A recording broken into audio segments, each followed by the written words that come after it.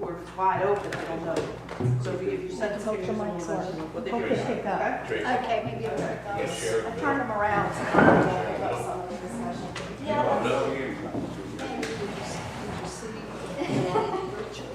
We're gonna put a chair in the middle. 2, 3, 4. Who am I missing?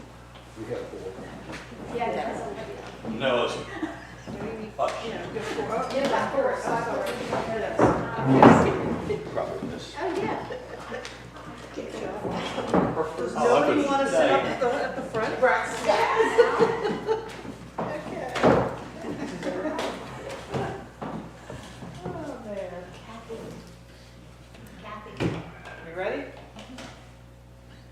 Call to order. We have a roll call for the historic board. Roll call, historic board. Ken Monroe. Kathy Glasser. Joe Cooper. Libby Lou. Okay, we have a quorum. Okay, and I'm gonna ask you to hit pause for the planning commission to open.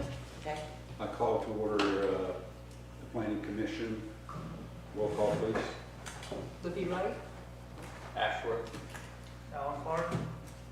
We have a quorum. We welcome Alan. It's his first meeting. That's right. do you want to go on with the Yeah. please stand for a moment of silence and the pledge of allegiance.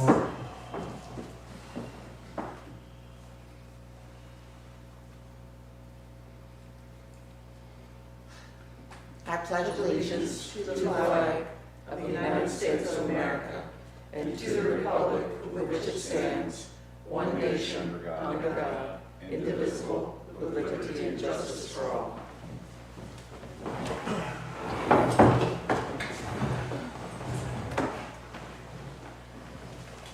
On the historic board's agenda, the next item is election of officers. We currently have one person missing, or no, unoccupied position. Vacant spot, yeah. We have a quorum of 3. Whether or not. You have a quorum of 4. Oh, 4, I'm There's sorry. 4 present. Libby, you're in the wrong place. That's a way of telling me I'm sitting on the wrong side. You need to split yourself. She should have But sat I in the think middle. with 4 people, we could go ahead and do elections. I would say yes, you can go ahead and elect your board, because I don't think your vacancy is going to be filled immediately. Yes. No one wants to be. So we need a motion from someone for our chairman? Anybody? I make a motion, Seconded. like the officer, the chairman, sorry, chairperson. And who would you like in that job? I just- You gotta elect Oh. somebody. Yeah, to nominate someone. Okay. Kathy, Kathy, okay. is there a second? That was from Joan. Are there any other nominations for chairman? Hearing none, I'm gonna close nominations. Can we vote on chairman as Kathy for All in another term? favor? Aye. Aye. Now you carry out the rest of Nobody wants this Kathy job. for the other officers. So your vice chair? I nominate Libby as vice chair, because she's doing a great job. Second. Seconded. All in favor? Aye. Aye. Okay, officers elected. Let her say no. What? That's the way to do it, don't even get her a chance to say no. Do I have a motion to approve the agenda format? I so moved. Seconded. All in favor? Aye. Aye. Now do we wait? To approve their agenda. No, Planning that's it. commission. No, planning commission's just here for the discussion of the zoning text amendment discussion. Okay, so do you want to go over your bylaws really quick? Okay. But that's actually not listed. Election law. Officers and bylaws. So again, we've provided as required, we've given you your bylaws. Is there anything we need to fix on the bylaws, or you wish to just adopt them en masse? Request an update on the meeting time Okay. from 4 p.m. to 5 p.m. 106-1. Okay? And that's it. We need to vote on that. Yes, please. I second the motion. All in favor? Aye. Okay. So now we're down to the heart of it. This- okay. Other than that, there are no questions? Can I make a motion that we approve the bylaws as written? You already did. Yeah, we already did that. You did it. Oh. Okay. With the changes noted. Yes. I thought that was just for the time change. No. You're good. All right. So, On to me. Okay. I know this is new for the historic board. We don't typically do work sessions in a joint capacity with another board, but we felt this was the appropriate format. It is much more loose in organization and recognition of membership and how we continue our conversations today. It's meant to be an open forum. We really want to have open dialogue. I did give you the history here, so I do want to go over that briefly, if everyone's okay with that. So in summer of 2024, an appeal was filed with the Board of Zoning Appeals regarding a decision that I issued on a property that had been doing work that I felt was in violation because they had not come to us with an application and they had not obtained zoning approval prior to conducting work on their property. This went to a hearing in October 8th of 2024, and the BZA actually upheld the appeal that was filed by the property owner and overturned my decision. Then I brought this matter to the town council to make them aware of this, and we did have our town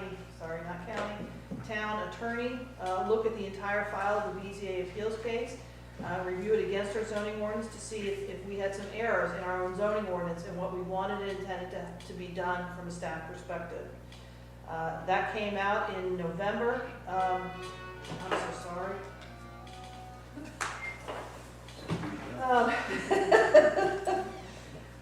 And in trying to see where we want to go from here, and we discussed this with town council through the town manager based upon what the attorney had reviewed. And from that, we concluded that some amendment to the zoning ordinance should be proposed regarding the process and approvals required, and a more detailed listing of the types of renovation repair work that require no review be detailed out. What items would require review by the zoning administrator and what items would require review by the historic district review board. And again, said zoning text amendments and guideline revisions should be considered to rectify this issue and clearly state the town's intent of zoning review in the historic district. But again, we also felt it would be important and useful to improve the distinction between routine maintenance work on a property versus minor work versus major work, and the levels of review required by either the zoning administrator or the historic district review board.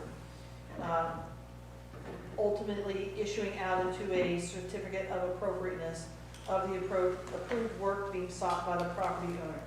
So our attorney did find that, yes, the ordinance is a little vague in some components of this and felt we should try and clarify what our intent from the town was. And council's direction is, we do want to improve this. We do want zoning review of certain processes, but maybe not all processes.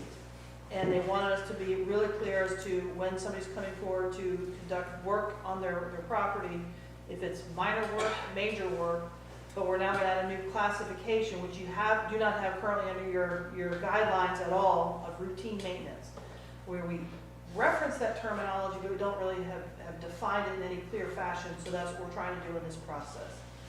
So with that said, staff worked on this for a period of time and trying to develop what that could look like as a document, because it was going to require a whole new appendix to come forward out of this.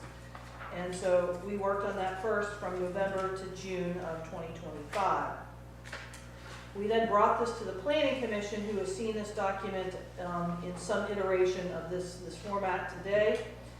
When we asked you to review it at that July meeting to see if there were any errors or things that we should have included in our list of types of work that could be happening.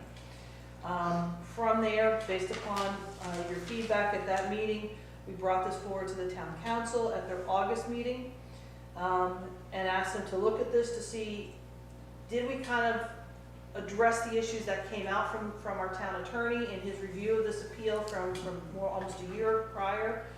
Did this resolve the issues that council felt were lacking in our ordinance to address the clarity issues? What was their opinion on all of this?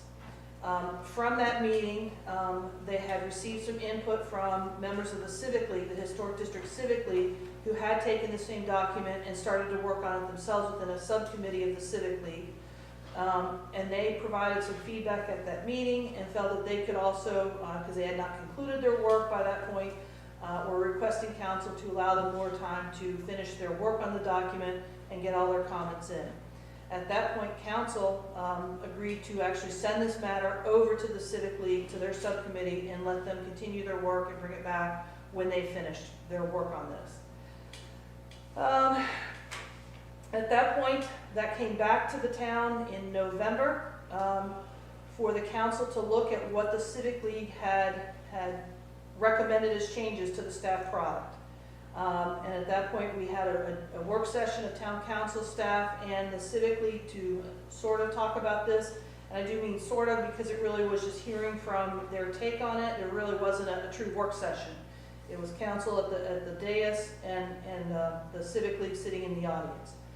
Based upon that, we made some staff comments into that and felt we agreed with some components of what they had said. Others we said, no, we'd rather not do it that way at all. If you don't want the staff review of this, let's take that out, period. We don't need to be halfway in, halfway out. So basically, it was agreed that the Civic League would take it back again, make the changes that came out of that work session with town council, and do some more cleanup issues, do a final review, and then bring it back to the staff, which came back to us around mid-December into our office as a final review product from them, and to start moving this forward.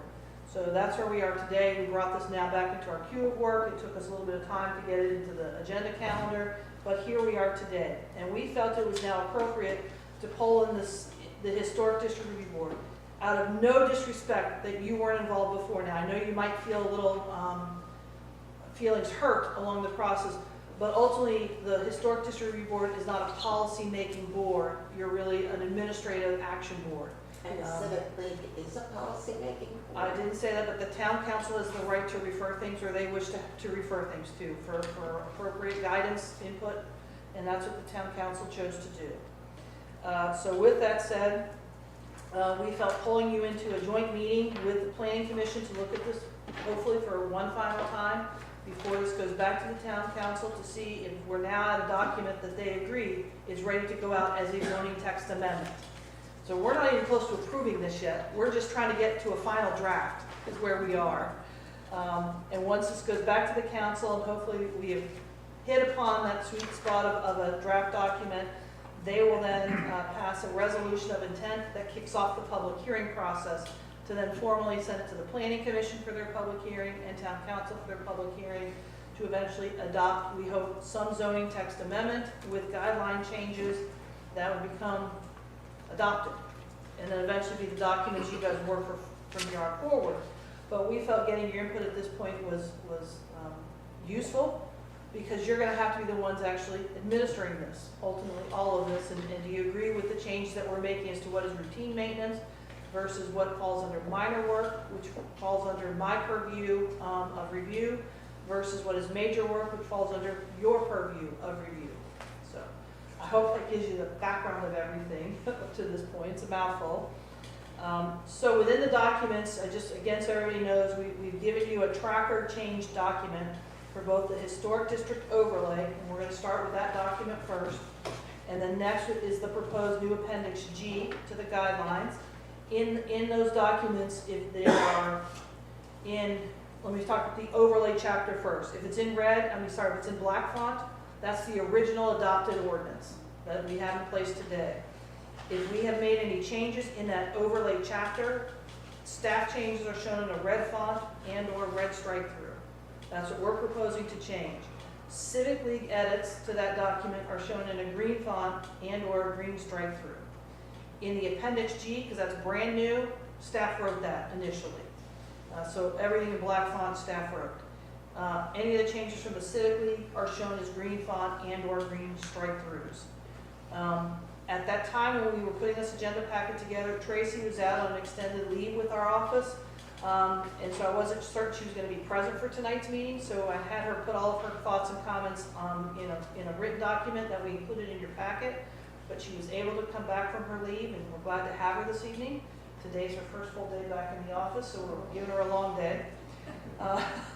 And I've also asked our building official, our code official, Jeb Brady, to join us as well, since some of this document that came from the Civic League requested a whole column for him to show up on this document as well, and we want to talk to you about that in this process.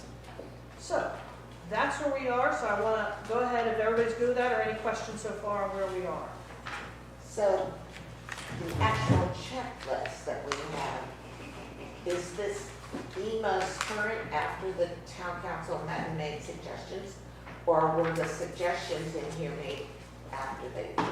After, our staff suggestions were made after we got the document, after it was given to us by the city. Is that what you're asking? So they had none of those changes. That's the first time people are seeing this tonight. We're going to start with Article 8. We're going to start with Article 8. Yes. Okay. So the first page of changes is shown on page 3 in its section. And the big change for all of you, and I really haven't made it a big issue, the zoning ordinance has finally been codified into the town code. And so you see a lot of Chapter 8s that I referenced before. Chapter 8 has not gone away, it's just been codified under the town code. The whole zoning ordinance now sits in the town code as Chapter 32, and within that is now Article 8, is what is the historic district overlay. All your section numbers have been updated to reflect the codified zoning ordinance. It didn't change any of the text, it just changed the numbering of every section all the way through. So with that said, the first change is on page 3, section 32.224. We are proposing to add in the zoning administrator will review all applications to determine the proper level of review in compliance with the Cape Charles zoning ordinance. This was at the heart of the appeal that we went through now almost 2 years ago, because I have to do zoning review, as you recall, of any application that's coming in that's looking to add a use, change a use, add a structure, change a structure, do anything of that nature. I do zoning review first, regardless of whether you're in the historic district overlay, you're in the harbor district, you're in the industrial district, or you're in the commercial district on the way out of town. I review for zoning compliance first. We clearly did not make that clear in your overlay district that is a component that gets waived in any way, shape, or form. So that is the sentence we're proposing to add in here that I think resolves that miscommunication or uncertainty from our last document. Any comments, changes? So could slow down the process. I'm doing it already. So, That's all right. it just wasn't in I there. just wanted to Wasn't ask, written you're only out. one person. That's it. So then on page 4, the next change we made in section 32.225, summary of administrative review procedures. We took out in general, and it is the purpose. Then we added in another sentence at the end here saying, therefore, the zoning administrator will review all applications to determine the proper level of review and compliance with the Cape Charles zoning ordinance. Again, we're just repeating what was on that prior paragraph. Katie, I just have a question. That's a sorry. It says all applications, but that does not apply to what's in the chart as, what do you call it, routine maintenance? Routine maintenance. Minor work. That only applies for those That have to do an application. that have to do an application. That's Okay. correct. That's what I That's thought. correct. Yes. Yes. Then, starting on page 5, for big changes, we're proposing to strike your existing 32.226 and eventually 32.227. And we're proposing new sections go in their place. So we'll start with what is the proposed new section for 226, which now includes a description of proposed work. I'm not going to read that in detail to you, but we're now breaking out into 3 basic categories: routine maintenance, minor work, major work. So we have a somewhat definition of routine maintenance included here, and it clearly states routine maintenance will not require the issuance of a C of A by staff or the HDRB. And again, further, we struck a few things because there was a little bit of conversation, should we not? We just took it all the way up. It's routine, then you don't need to hear from us and give you the okay on it. And it is the property owner's responsibility to ensure the proposed work qualifies as routine maintenance. We've added, yes, There's no oversight from zoning to determine, I don't understand why the property owner would determine whether it's routine maintenance or not. It sounds like, well, they build a house, and it's called routine maintenance. And it's got like pots in that house, so. building a new house is not routine maintenance. But what I'm saying is, it's the property owner's responsibility to identify as routine maintenance. That's correct. I don't, there's no. It doesn't there's no mean that zoning somebody input. can't then make a call to my office and lodge a complaint or say, is this really, this work is going on, does it meet this? Then I would have to go investigate and either confirm that's routine maintenance or not, and deal with that next situation. Katie, you just said that routine maintenance does have to submit an application. No, it does not. No. Routine maintenance does not have to submit an application. I know it's hard to, and we can, I'm not gonna say you have to agree to the changes in this chapter, I just wanted to walk you through them, and then we can go through the guidelines and look at what is routine maintenance and really talk through those categories. Then maybe it'll start to make a little more sense as we're going through this process to say, I get why that would not require an application at all, So or an email to us at all. they have to let you know. No. But, well, it says the property owner's responsibility to ensure the proposed work qualifies as routine maintenance. How do they do that? We're hoping people will be truthful, That's do it. the right thing. Looking at the guidelines and going through this chart, they can say, okay, this is what I'm trying to do. Oh, that's under routine maintenance. I don't need to get a permit from the town. I can go ahead and do this. That, we're giving them a document they'll be able to reference at any time and go look at it. And we're gonna try and partner with the Civic League and see if we can ensure we do a massive education campaign to ensure all the property owners in the historic district get informed of this new change coming, if this gets adopted. I'm not prepared to do that today, because it's still gotta go through public hearing to see if council will even adopt this as a zoning text ordinance. Zoning text amendment ordinance, excuse me. Can I add, since I'm on that subcommittee from. That's up to the two chairmen if they're gonna allow that. I'd like to Sorry, make a comment. it's not me. And you are? Paul Grossman. And I'm not council right now. I'm part of this 4-group person, but we added this to make sure people understood if they violated, we have a statement in here that says clearly it's your responsibility and you're gonna have to suffer the consequences. So it was our suggestion to change the will and to add the sentence. But I saw later in the discussion, Katie, and we may want to wait, was the fact that you guys needed to know in case you got people calling and saying, hey, they're doing. Sure. When staff first proposed this document, we did have provisions in here saying that we would somehow be notified in advance for the routine maintenance, so we could give it the go-ahead. But based upon the review work of the Civic League, where we started to straddle, no, maybe not an application process, maybe they just call or sent us an email, but then we'd have to respond within so long.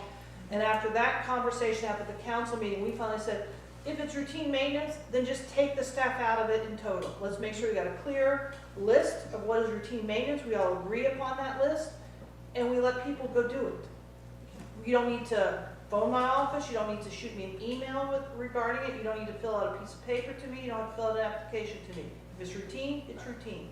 However, if we are in the course of doing our job, see something happening that is no longer routine, but is straight into minor work or major work, we're gonna stop what you're doing, talk to you, and figure out, now you gotta apply to get in compliance and get approvals issued because you strayed past routine maintenance, and we're gonna have to get to those approval letters for those next stages of work that you're now doing on your property.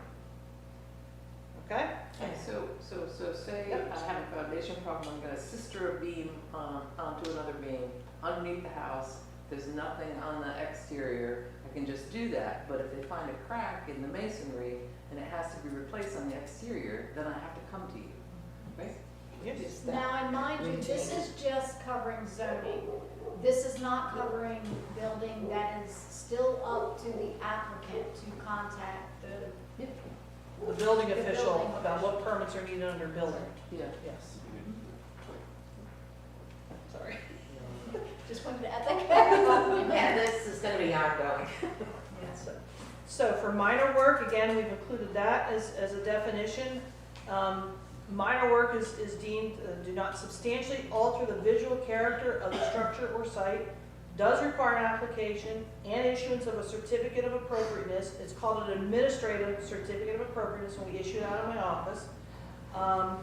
And again, if we would approve this if the work is consistent with these guidelines that are before you.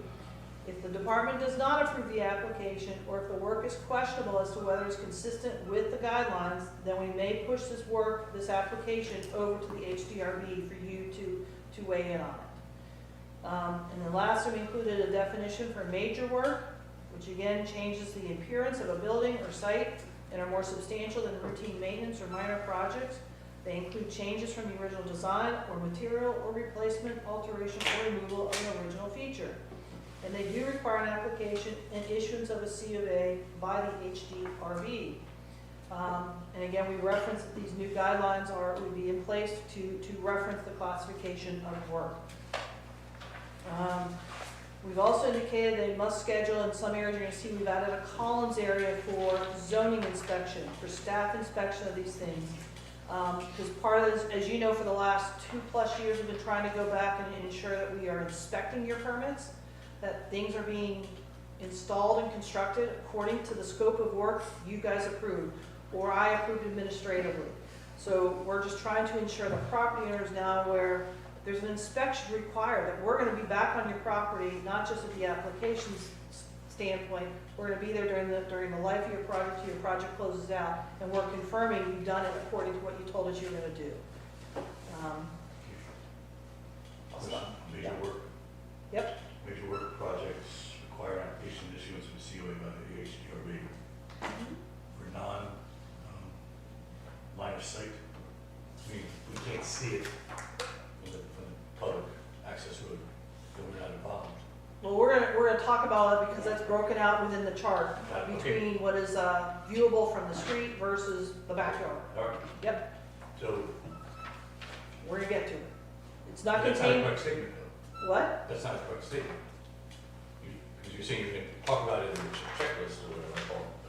That's correct. A detailed classification of work chart can be found in Appendix G. So Appendix G, which we're gonna go through next, Right. details those differentials, yes. I understand that. Okay?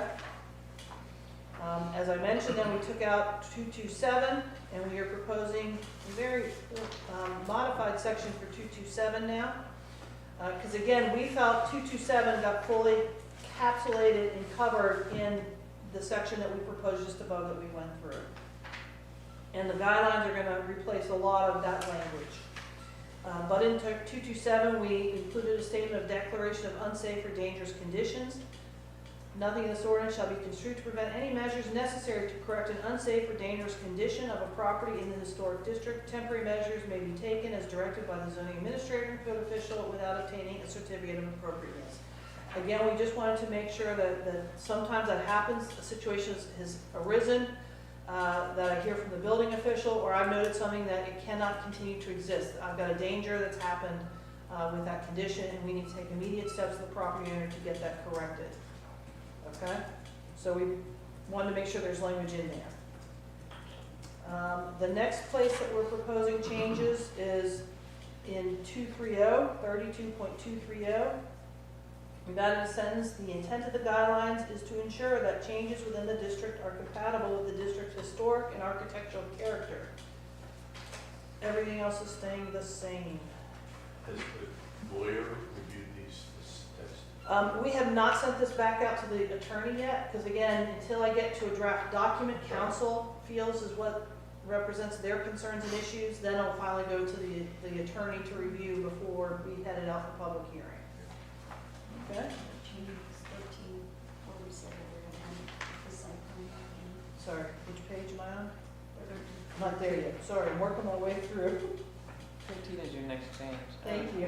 Page 13. Yeah. Appreciate it. And that's in section 32.236. I know it's hard to see, is the only little green dash through. So why was the site plan recommended? Well, actually, we talked about this today, and Katie can correct me if I'm wrong, since I'm going to make the note on the page. We decided that we do need to add that back in, but in parentheses, required by zoning. Right, so, yeah, so we need to, so. You have don't historic- require site You all don't plans, require, we do. zoning does. Right, but we still, so from a historic district review board perspective, we look at it because it looks, how does it look in the neighborhood? Neighborhood, How they yes. use the land, the property that they Yeah, have. But this is just saying, we're not asking, you're asking. Yes. That's correct. Okay. So that's what we would ask you guys tonight. Yes, the civically recommended striking site plans from this section. I would request that the site plans come back in, but we would again add that with the caveat, site plans as required by the zoning ordinance. So what was the? Mr. Greisman? Yeah, the reason we took it out was because it was a zoning requirement and not an HRB item, all right? Okay. Okay, so we. I'm not sure we'll eventually argue in the future over the degree of site plans needed for such a submittal. But right now, that was the reason we took it out in here. That's zoning and not historic.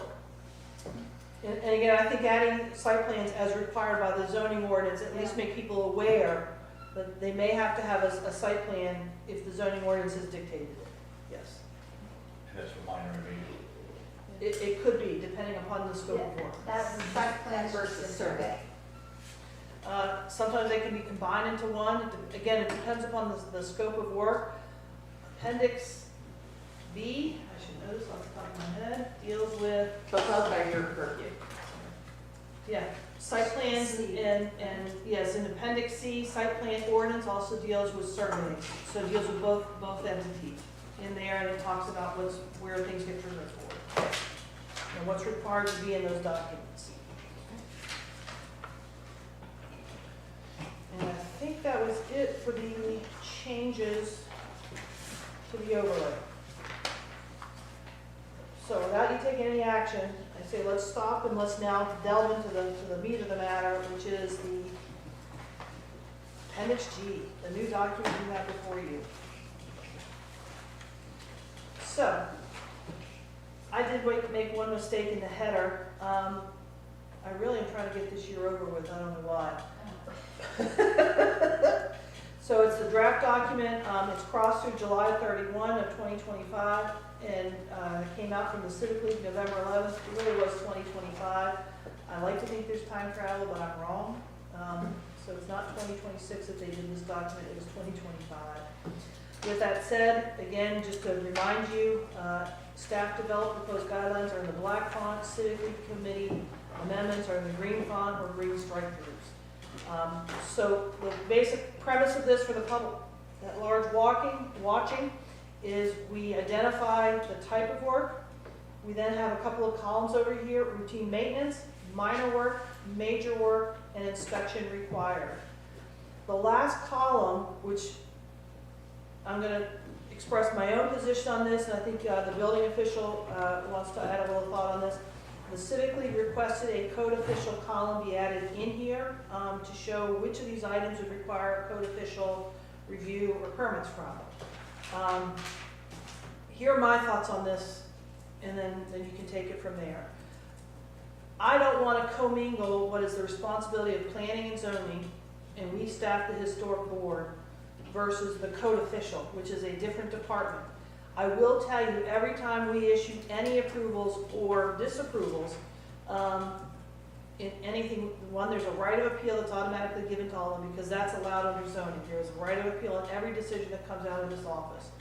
And then with that said, if we get to an approval, we also include a statement on anything that comes out of our office on your behalf as the Historic District Review Board is, they need to check with the building department to determine if a building permit is required.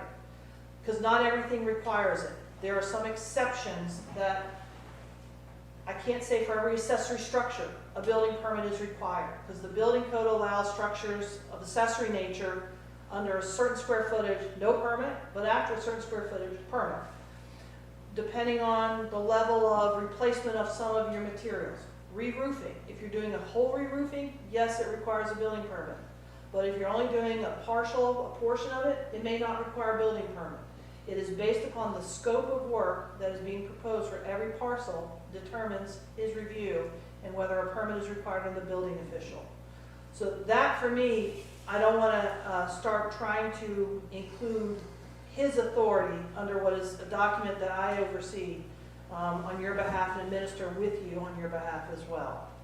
But I open the floor to our building official if he wants to weigh in on this issue, as well as since Paul is here speaking from the committee, maybe you can shed more light on why the Civic League is looking for this to be added. Yeah, I'll start since we propose it. And again, what we're trying to do is say, Appendix G, we like the format. We like this being sold to the public as being a methodology for depicting what is required.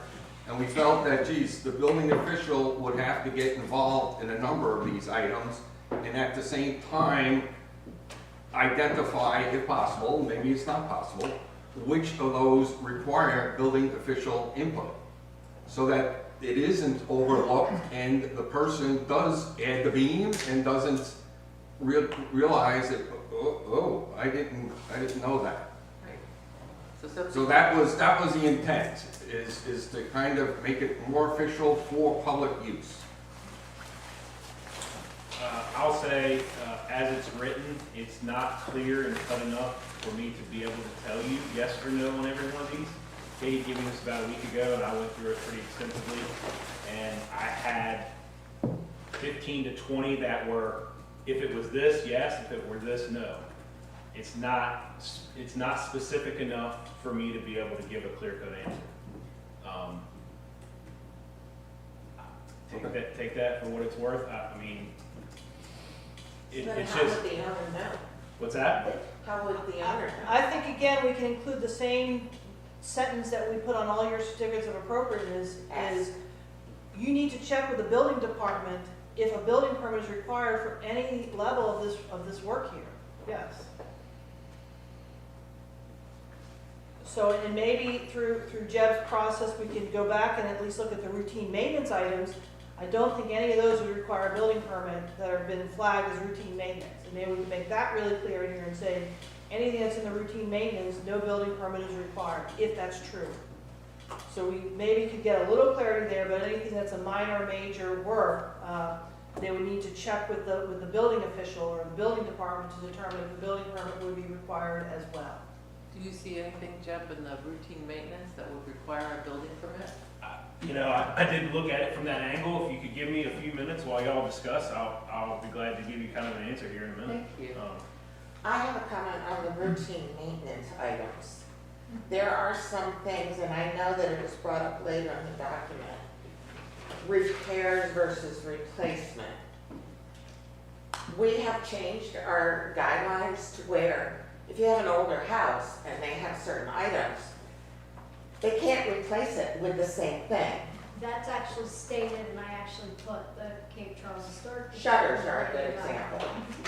That's why I went through with my comments and I tried to add, I apologize that I did this review before our town ordinance was codified, but I hope you could go back and actually see.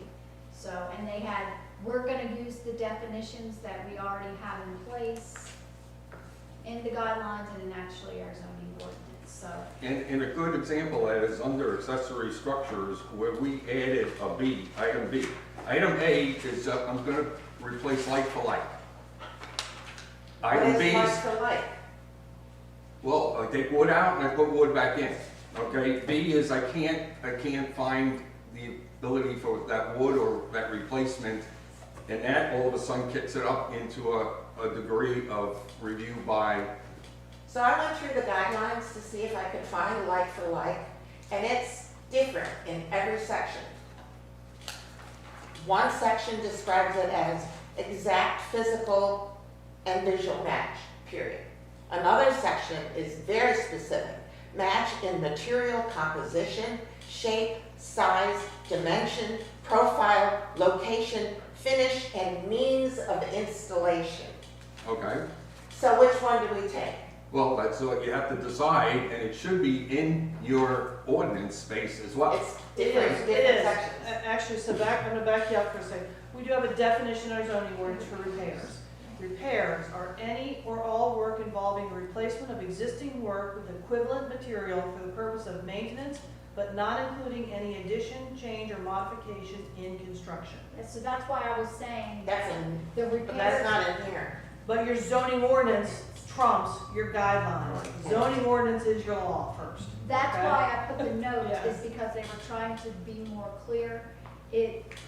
In the appendix G, some of the line items are not consistent with the. Yeah, now I saw it. And we were attempting to take the word equivalent out when we were kicking around the repair. That's So even more it ambiguous. wasn't left up to an individual to say, they took something out, something equivalent. No, like for like is, and that's why we were looking at a different definition by striking that word. And adding A and B to clearly say if I have a change, it typically is material. Then it kicks it up into a review by the office staff. Right. And that's consistent all the way through appendix G, that's how we approached it. So let's talk about that for a minute, because currently today, just so everybody's clear of what we do, if they're coming in to do a equivalent materials change, if it's like for like, I can approve it today administratively. If they look to change that material, that's going to the board as a whole, any material. So talk front porch. So maybe wood, and they want to move to, ASAP. thank you, AZAC, thank you. That goes to you. I don't review it. It may be considered like for like, but that's how we have ruled it, and that's how we've been operating for the last 2 years of handling anything. If they're gonna change material where it's not exactly the same, then it's kicking over to you to weigh in on that, and whether that's get approved or not approved. Which is still in our zoning, well, for the proposed zoning Yes. ordinance. But it's under, instead of under minor, I believe it was under major. So the work that, some of the minor work that would need to be changed for keeping the town code, chapter 32, section 8, I'm sorry, article 8, then we would have to just consistently do it, so we don't have a lot of, you gotta look at all kinds of different documents when you're doing this, so. That's why I made these notes, so I guess the easiest way is to go maybe, is the down. I know. I thought it was just. I'm freezing too. My hands That's are so cold right now. I haven't been in this building in a while, so it's just me. And you're usually the cold one. I am cold. I'm having a hard time holding my pen, I apologize. It's on 65. Okay, so I don't wanna keep, let's get a little focus on how we're gonna approach this. So we could just actually go down, I recognize some of these are gonna be themes that we're gonna have to ensure, if we treat it this way under this category, we treat it this way under all the categories. So we are right now under, so again, we put painting up front, it's out of order, we understand that, but that came out early on, let's get it up there right at the beginning of this chart, so you don't have to go looking anywhere else. I don't mind repeating it again in the chart, but we did add painting or repainting of a non-masonry structure does not require approval. So that's right up front for everybody to see. Next one was the accessory structures. Excuse me. Yes. It's open. Yeah, it's always been I could use that base paint. Right. I don't control that issue at all under zoning. Guess I'll look at the man in the corner. What was the question? What we're gonna do is we're gonna try to stick with what the items on here. So why she was noting that out is because it says non-masonry structures, because you know, you can't paint those. So that's why that's out of order. Okay, so coming down, again, we deal with the category of accessory structures or buildings.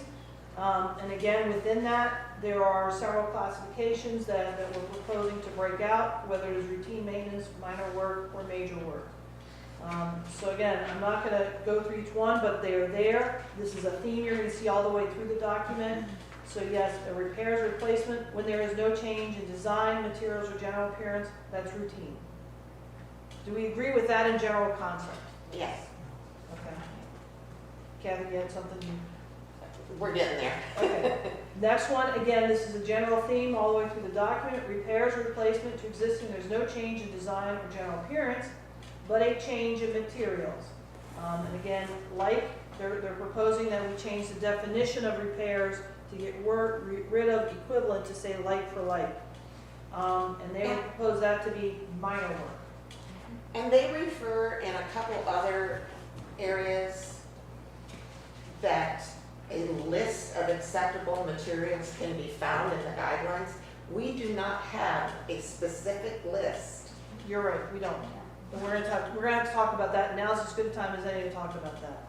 So in the guidelines, what you do have is chapter 7, thank you, that allows for alternative materials to be proposed by the applicant and considered by the board to see if you would say yay or nay to that.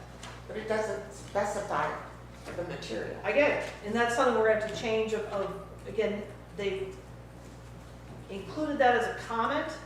They didn't provide what those alternative materials or equivalent materials should or could be. They really were leaning back to us, and that's going to be my response to that for the council is we built in our document of guidelines a process for the applicant to come forward and propose an alternative materials and why that would be deemed acceptable or not. And I'm happy to go through what that process is, but it's all in chapter 7, yes. Going through again, what would be the third item of this, additions or alterations to existing or new construction that cannot be seen from the public right-of-way would be considered minor work. So I could put a 20-foot addition on the back of my house, and it's minor work This is an accessory if structure. you can't see it from the road. This is an accessory structure.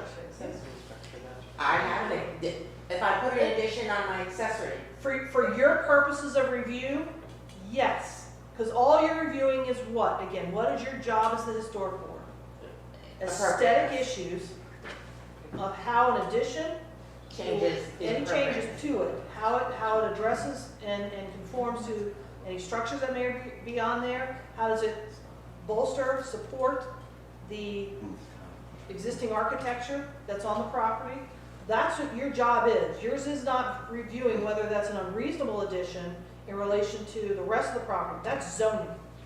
I'm already doing that before it gets to you, okay? Okay. And then the next broad category is additions or alterations to existing or new construction that can be seen from the public right-of-way would be major work. Can you color me stupid? I don't know where you are. So I'm in number 2. I got A, B, Oh, okay. then I've crossed out C, D, I've added a new C, crossed out D, E, F, added a new D. That's where I am, is the new D. Yep.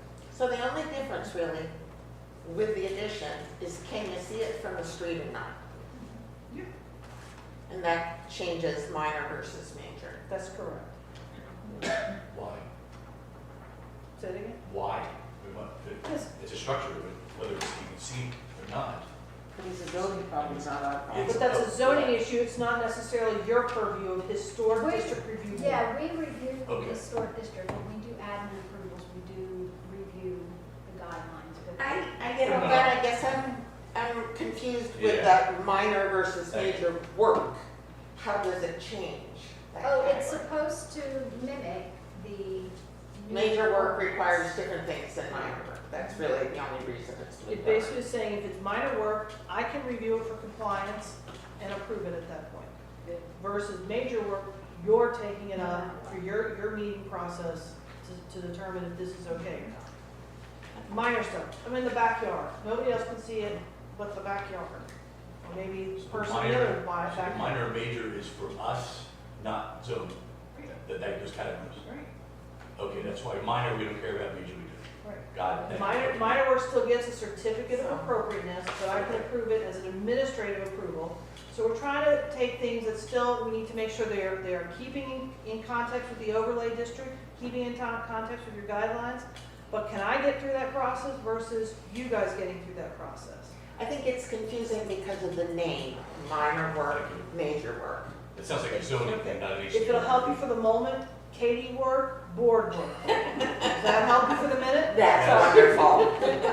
That fits perfect. Just for the minute, that's it. You're gonna mind. When this document gets accepted, my name better not sit up there. That's all I can say. Can you think of a better name or a better way to describe it? Well, HDRB No, I mean, or not. it is a category that designates what we do, not what the work is. Yes.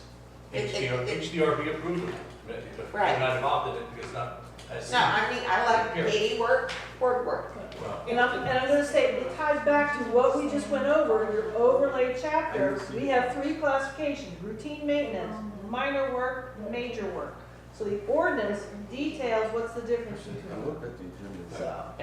And the definition of minor work does say Yeah. that you, Katie, have the latitude Administrative. to, That's correct. to send an application to the HDRB. That's correct. If there's a borderline call. Yes, Right. that's correct. Yeah, because we've seen some things and I'm like, Okay. why? So I think that kind of sets the parameters of how these are all structured this way. I'm not gonna say every single category has all 4 of those, but that gets you the basic idea. So moving our way through, we have a category of architectural details. I know the Civic League had asked us to define the architectural details. Those are defined in the architectural guidelines, like. the Yeah, difference we between see it, Canaan and That's what I colonial. We see it as an overlap with item 13 and item 33. And, you know, if you put those 3 together, I'm not sure of what falls into Well, what. we So go, architectural details and significant features is what you're kind of talking about? There. No, item 13, take a look at the features not specifically listed, Right. all right? And then 33 was, they're talking about where you all get that from. We actually we do go by the architectural character of the building. Yeah. In the chapter 3.1 of the Cape Charles Historic District Overlay Design Guide. all right, we searched for it, we couldn't find it. Okay, all right, that's fine. So, yeah, like significant features would be like gable roof versus hip roof. All right, if it's there, that's fine, I But can it's go all back and find it. depending on the architectural style. And I think it's worth us saying, under the architectural details, we make reference to That would be where very we good. locate that in the guidelines, in the other chapters in the guidelines. Yeah, And we can definitely do that, yeah. okay? So again, if they're replacing, no change in design materials or appearance, that's routine maintenance. If they're getting no change in design or general, but change in materials, that's considered minor work. Which would be actually, if it's a change in material, right? This is where I had the comment, because on the proposed new code, town code, it does say that minor, you keep everything the same. Major is a change. So I think that was one of my questions, right? No change. I feel, as your staffer, I feel a little nervous on this one being under minor work. Yeah. I think if you're gonna change materials of an architectural detail that helps define a house style, and you're gonna change that material, I think that's the purview of the board, not of staff. So for me, I would recommend that one move over from minor to major work. But that's just me making that recommendation, you guys would have to decide if that's what you wanna do. I agree with you, Katie. Planning Commission, if you guys want to chime in as well, please feel free to do that. So, Because- So say the architectural detail is like, fish scales on the side of the toilet, right? So if they're changing, so if the original was wood, and they're changing to something that is like wood equivalent, looks like wood, but isn't really wood, I would think that you would be able to approve that without coming to the board. Depends on how it looks. Yeah. So We if had- the fish scales look the same, and it's just like tracks, as opposed to wood, right, which deteriorates fast, right, it's some kind of like material, I don't think we should have to look at that. If they wanna take the fish scales off, then they gotta come here. And wouldn't this, yeah, wouldn't this fall into exactly Yeah, I the think language there's a that lot we of just them that are talked about kinda- under minor work? That if it's a borderline call, if it's the same material, if it's different material, but there's no change in the appearance, Yeah. but you're sort of a little Yeah, I don't unsure want as For to whether. the type of whether- material, For the type of material, yes, Because, then wouldn't you still be able, I could. under the minor work, Right. to absolutely, forward the application to the board? absolutely I could. That sounds like exactly the type of case that's contemplated by that language. Yeah. So if they're not gonna change the architectural detail, but just the material that it's made out of, if you're not comfortable with it, send it to the board. Right, I just wanted to raise the issue while I had you all here, so. If it's gonna look the same, and it's gonna hold up, we're worried about the appearance of the building from the street and keeping with all of those architectural details that are consistent with like Queen Anne, colonial, Gothic, whatever, it's folk Victorian. I don't know that we always care about what materials they're using. but that's why you all have for our contributing structures, that's why they went through and did the chapter 7, The alternative the materials. alternative Right, materials. exactly. Because that's what you all are supposed to be reviewing. So I don't disagree, I think what would make our life easier, and I'm not saying we have that product or information today, but I think getting to the point that we can have a better document of what is deemed like for like or equivalent materials, replacement materials. I'd love for our office to get to that point, working with the board as a whole, trying to figure those answers out as soon as we can. So, Yeah, but there's nothing that says that you can't determine it to be major work, right. right? Right, that's what I'm saying. Okay, If minor work, yeah. you can look at it and you say yes, or no, it's gotta go to the board. Sure.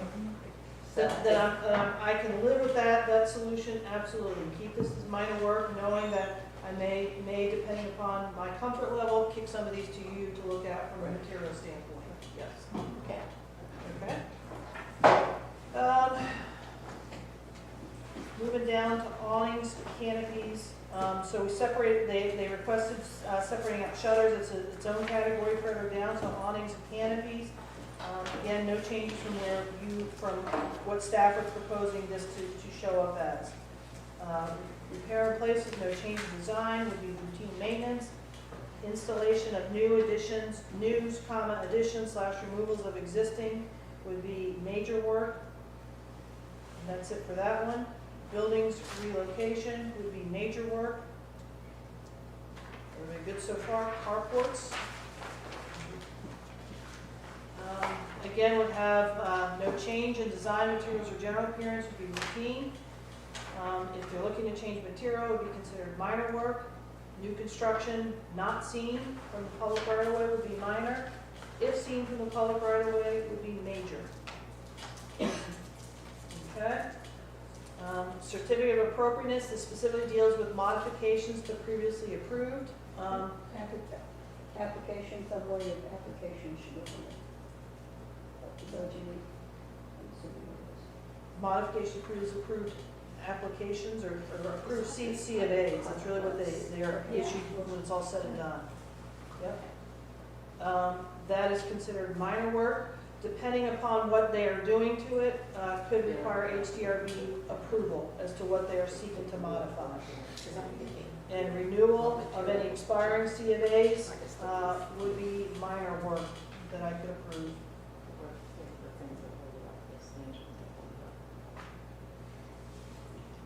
Are we in the right spot? We good? We are.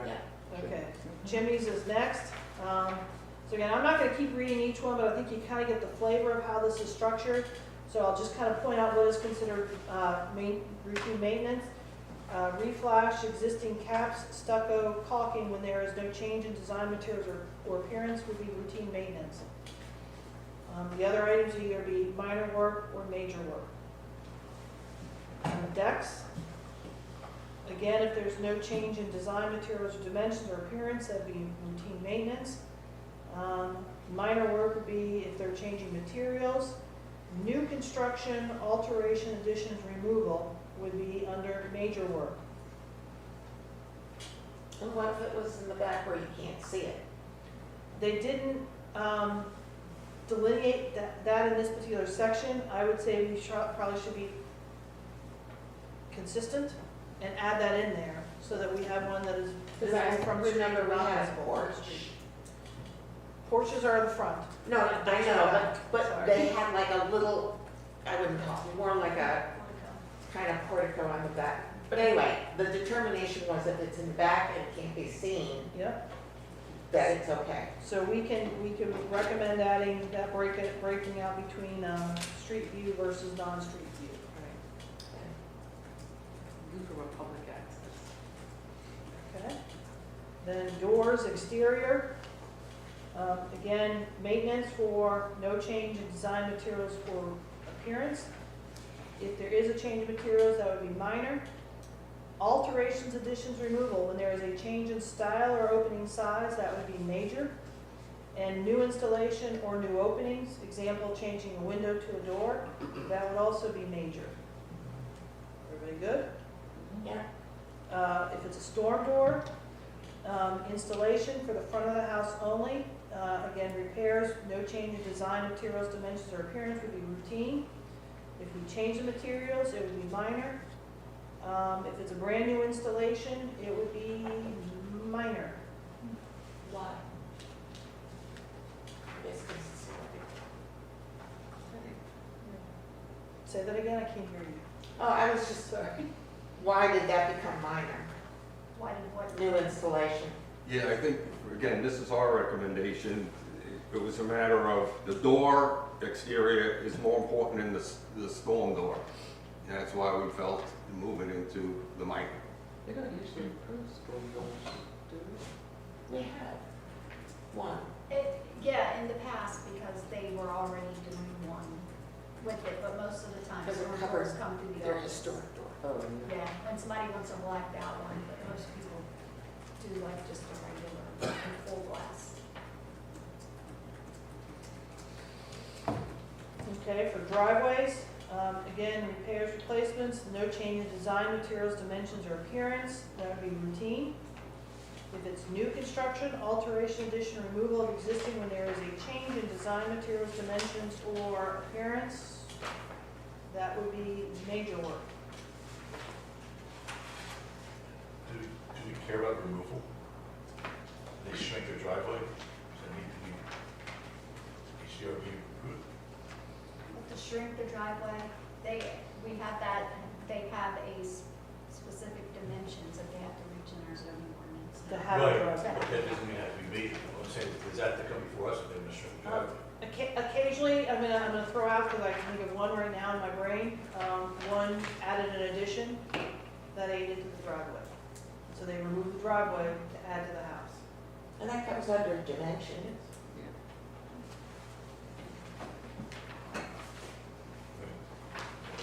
Then we come to, I think, Paul, and I hope you clarify me on this, on topic 13, features not specifically listed.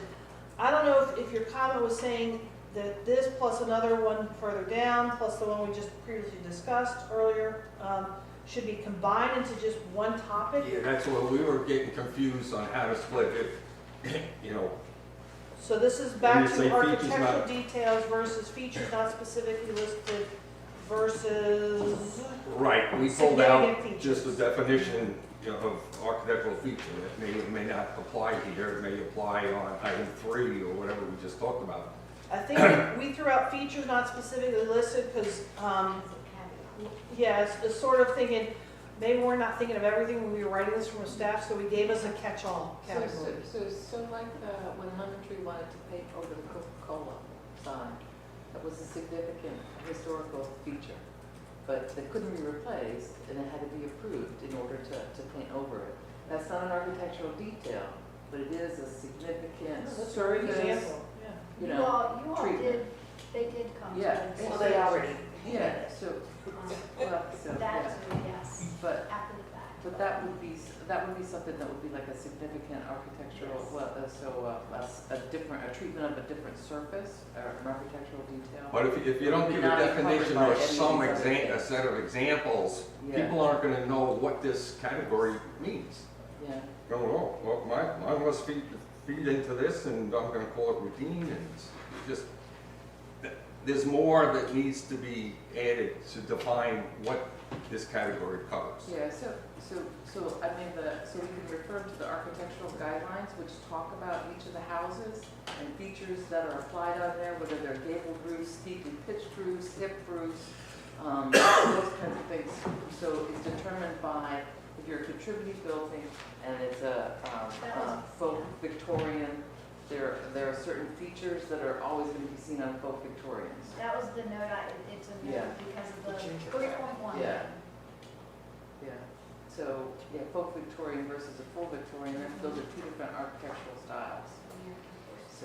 So, I mean, you may be able to combine them into, but like features that are not covered by any of these other ones, that Coca-Cola sign is the best example I can think of, that you would want the historic district review board to look Or at. some sort of sculpture on the house. Right, exactly, yeah. So corbels are like, when the handrails on a porch, like the folk Victorian, one of them are turned, some of them are square. They have to be kind of one or the other, whereas on a, yeah, Handrails, I think we pointed that out. yeah. And So, Paul, to your question of having it in different places, I think you can take the one out of the accessory buildings and just put all architectural detail in one. Yeah, well, whatever, I'm just saying, it was confusing for us, and again, we're not steeped in knowledge as you guys. Just didn't know, and here, Joe Public, I picked this up and I go, oh, okay, I'm gonna add a roof, like, I And the know. architectural detail is under accessory structures. It's its own category of Right. architectural In details. the previous It's section. number 3. Right, then why is it 2 again? is accessory structures, because it's alphabetical. That's all we're doing is trying to make this an alphabetical list. So accessory structures But it is should its own be again type. under features not listed. That's what we're trying to say. So Yeah. we probably should combine features not specifically listed within Architectural detail. architectural details, and I think it also comes down to it may be surface 33. treatments as 30, well. thank you, 33, which is significant features, alteration and removal. Right. So 13, 33, and 3 should come together. Okay? So with that said, if I jump to fences, are we good? Fences, repair, replacement with approved materials from the guidelines, that would be routine maintenance. New construction, alteration of placement. I'm actually gonna come back to fences because they have to get zoning review. So if they're replacing with the approved materials, as long as they're staying within the same height that's allowed in the zoning ordinance, I'm fine. So I just would expand that definition or category with approved materials and in compliance with the zoning requirements for fences. And I'm happy to cite that section too. What about the person that has a vinyl fence and needs to replace one section?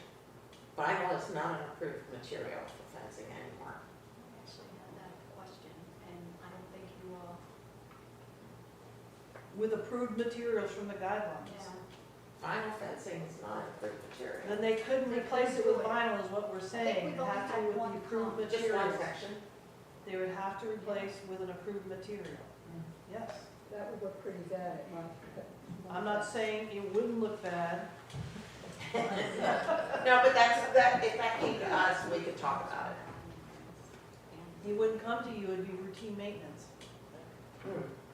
Katie, what about the situation where, let's say you have a wooden picket fence and you have one slat fence that's rotted out? I assume that would be That's routine maintenance. routine maintenance. Repair replacement with approved materials. Right, but From the why? guidelines. Right, it seems to differ just a little bit from previous language in the other sections that says no change in design, materials, dimension, appearance. So if I replace wood with wood, why do, in this section, is the language different? It says with approved materials instead of just like. I think like. because what you just heard from Kathy is vinyl used to be an approved material, it is no longer an approved material in the district. Okay, so that's for the change in the. That is to address that very change in the ordinance and in the guidelines that vinyl is out. And we do not want vinyl to continue in the district. If You you have it, can have it, great, but if you need to upgrade or replace, you're out. But if the material is still okay, you could, Unless you're gonna replace any component of it, of your fence, then you have to get rid of the vinyl. Right, but that's routine maintenance, which we would never see. So they do vinyl with vinyl, we would never know that. It's They routine. can't, because vinyl is no longer an approved material for fences in our guidelines or in the ordinance. I understand. That's why it's written that way with approved materials from the guidelines. Vinyl is out as a fencing choice, Okay, all right. okay? So if you have it, you put it on the whole bill. Go out there in the middle of the night, change the slabs. That's right. So again, I would just tack in there as well with approved materials from guidelines and compliance with the zoning ordinance that deals with fences. That deals with the height and distance away from the setbacks, things of that nature. Because the height is different if you do it in the front of the yard versus the back of the yard. There are different height requirements allowed there. I still have a problem with it being routine maintenance. If you have to take your vinyl fence down and put a wooden fence up, that's an approved material. But that's not routine maintenance, that's a change completely in the design. So I would consider that new construction at that point. Yeah. Which only requires minor, Which is minor, that's correct. but still think it can. Which you can approve. I can approve that. Yeah, we have an application process. What Well, isn't percentage of replacement? The word, the replacement is what gets you caught up in, Right. hey, What percentage of the versus fence is That's replacement? why I wanted new to, construction. yeah, I don't like that they're 50%? together because. If the they're not entire the same. east side has to be replaced, So let's take replacement, well, I don't know. Why would it not make sense if it just said repair? Well, so then, what if it says just repair with approved materials from the guidelines and in compliance with the zoning ordinance? Then that would be routine maintenance. And we added new construction Slash replacement. /replacement / alteration of placement. And that would be minor. so you took the replacement out of, Out of A, and we okay, added it to B, I agree with that. okay?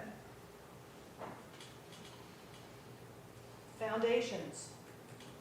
And again, this one, slight change versus repair of exposed to existing when there's no change in design, materials, or general well, appearance. the table is wrong. I went back and looked at our recommendation for B, we're saying that should be major. Somehow it got typed under, both of them under routine. Has a house on piers, but it's not all enclosed. If they want to enclose it, that would be major work, correct? Correct. That's what we're suggesting. Yeah, I think that's appropriate.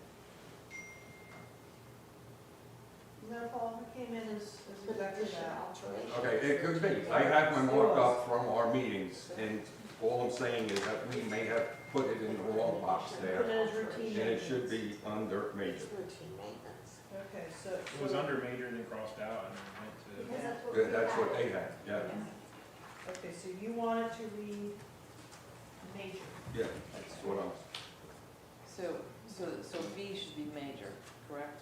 Not, A or Just Not read- routine. if you read, B should be major, Okay, is that correct? yes. Because that would be like added cinder blocks. and then you have to go back to your case-by-case review Yeah. and add back in Mhm. your inspection. I mean, you're not gonna add a foundation without us also putting the structure on top of it, so it's kind of coming to new construction. You know, it is of a room or something, so adding foundation by itself is odd.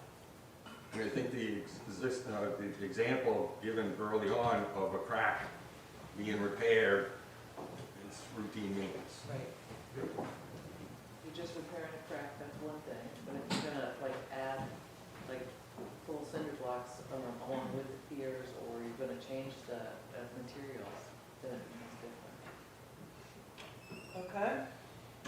So I'm gonna stop for just a second. I know Jeb was doing some work. I don't know if he's at a point where you wanna talk to us about your column or Sure. that nature as it relates to routine maintenance. Yeah, so. Because it gives us some flavor where we are with routine maintenance. We're 15 items in to give you an idea of what we're classifying as routine. So, 41 total items on here as routine. 25 of them are pretty clear, cut and dry, that do not require a permit. There's 6 that absolutely do, and then there's 10 that are very questionable. I'll give you an example. Let's just go to number 9, decks. So, What is it? debt number 9, decks. Repair or replace of existing when there's no change in design, materials, dimensions, or appearance. So if they're just changing deck boards, doesn't require a permit. Had one the other day, a gentleman came in to get a permit, told him none was required. I said, unless you get into the structural components of it. He tears it off, realizes that almost all the structural is damaged and has to be replaced, so then he has to come in and get a permit. So that line item is not clear cut and dry for me to say yes or no. That surface or structure. Yeah, but then if you're gonna get into that, then you're gonna have so many more line items. Right. Well, Yeah. and that's true with a lot of our stuff. When you get into the repair part, and then you start getting into it, and you go, oh, whoa, no, I gotta do Well, all that. that's why it's like, it's very hard for me to give clear cut answers on this, as it's written. So it's a case by case. It's very case by case, yeah.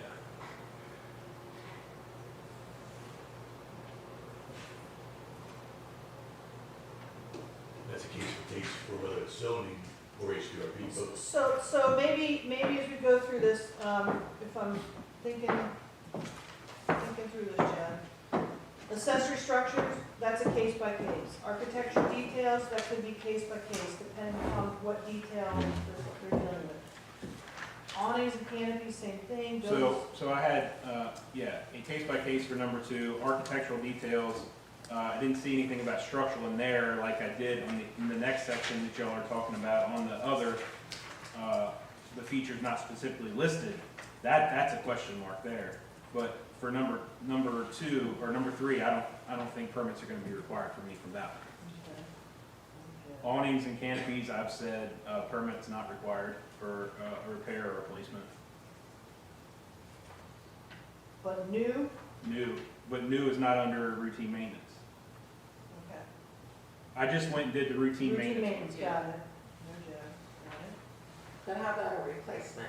So I think it's That's useful the one where he has to know exactly what's. I mean, So right now, we're just focused, if it's got the check in the routine maintenance, does that require a building permit? That was the thing we're trying to verify here, yea or nay, okay.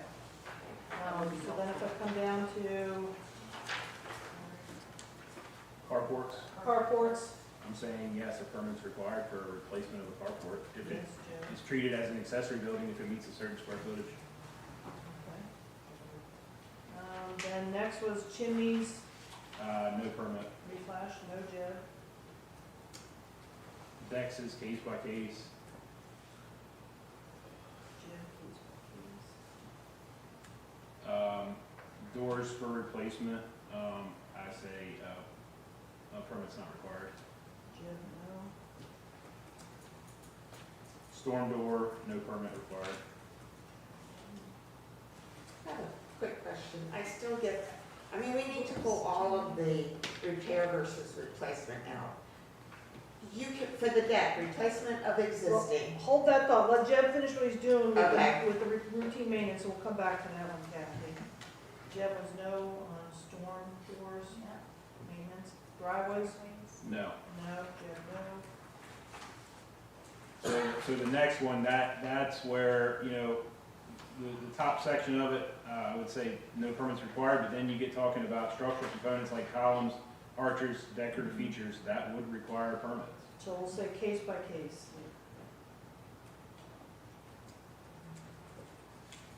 Okay. Fences, no permit.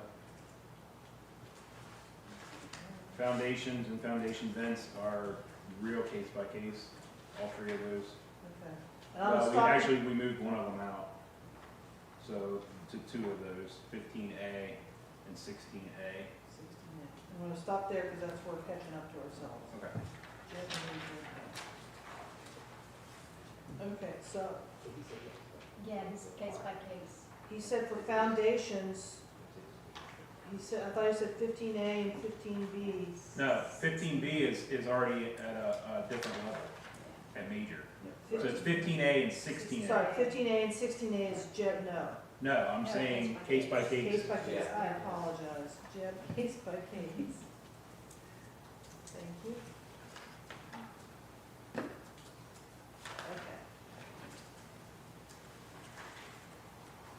So Kathy, you wanted to opened back up a conversation that started under fences about including replacement as part of repairs. And you wanted to revisit that for all the ones Well, that it's just done all above or what? Many of the sections, it says replacement, when there's no change in design, materials, dimensions. So if I have a deck, but it's rotten and fallen down, I could replace the entire deck.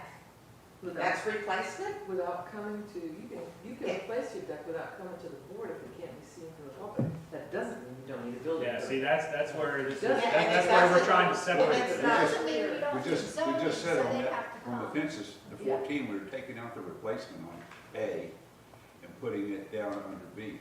But there are many sections that have Yeah, replacement. that's what I pointed out, is repairing and replacing are two different projects. Yeah. And isn't replacement new construction? From my world or zoning's world? Even. So I think you've raised a valid point of discussion for us. So I'm gonna bring you back to the first page, accessory structures, which is a building. It's a structure. Everything, think in your head, it could be a garage to a gazebo to an ADU, an accessory dwelling unit. All are defined as accessory structures. And we're saying repairs or replacement to existing when there is no change in design, materials, or general appearance. So I want to tear it down. It's not a contributing structure in the district. We'll take that out of consideration. It's a non-contributing structure. So could I repair it? Yep. Can I replace it in whole? Tear it all the way down and rebuild it exactly as is. And that requires no permits, just routine maintenance. And say it's 250 square feet, which is under your threshold, right? Yes. So no building permit required to replace an accessory structure. So let's hit right next to the town hall. They've been rebuilding the garage. That's a great example right now. I can't remember, did we approve that? Mine, I don't know. No, that came to. That came to the board as a whole. Because I think they had, I can't remember, something happened. Yeah, But they added some- presume they and just you can see it. replaced the whole thing, because it was old, it wasn't a contributing structure, it just was a non-contributing to the district, it was just old. They wanted to change it out, they want to keep the same square footage, same footprint, same materials, same everything. But just build a new one. That's replacement. Which they are not doing. They are changing I know, materials and sides, and so there's I know, they had to windows come to and. this board, yes, Right. they did change some things. But I'm just giving you, just keep in mind some thoughts of that. So if saying nothing else had changed to that, would you want that to be reviewed at all? Is that really new construction? Is a replacement really a replacement, or is it new construction? I would consider that new construction. So Jed, again, going back to some of the amendments in the beginning.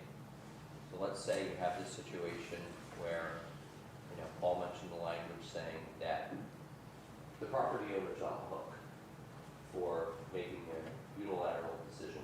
But the replacement is routine maintenance, and they're wrong. What happens next?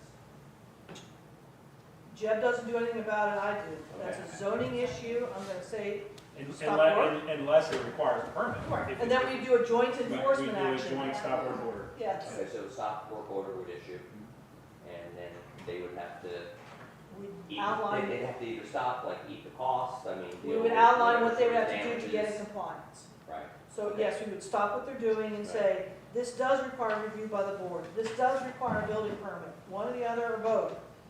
Paul, how And does that? and we fit gotta into get through that these process. Discussions that you guys had, on that change in the Yeah, original that was our language. intent. It's up to the individual. We're trying to spoon feed them with this kind of document Right, and saying, hey, you can't just do what you want to do, and if you have questions, ask.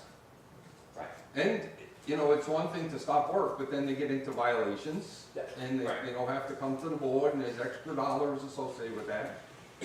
So there's a pretty strong incentive for them to sort of be diligent and. And that's the and penalties would communication be- that has to right. be issued with this. And the change. penalties would be substantial in the case of sort of misdiagnosing. Or not. A People replacement as minor. will go, oh, I can handle $300, I can handle $500, Right. Or not, right, okay. But going back to my original question, Joe, if I have this nasty deck on the back of my house, if I want to completely remove it, tear it down, take it away, and build a new one that looks exactly like that, that's not new construction. That's, I mean, where are you trying to go? It would require a permit, and it would require zoning. So I think what everybody's missing is, just because it's not going to the board, doesn't mean that Katie's not reviewing it for setbacks, for, you know, all the things that a typical zoning administrator looks at, and then I'm reviewing it for building code compliance and issuing a permit and doing inspection. No, they're talking about under routine, because we would not see that. I mean, this is routine Hold maintenance. on, yeah, we still would. So they would come in for a permit. Katie would still have to sign off on it from a zoning perspective.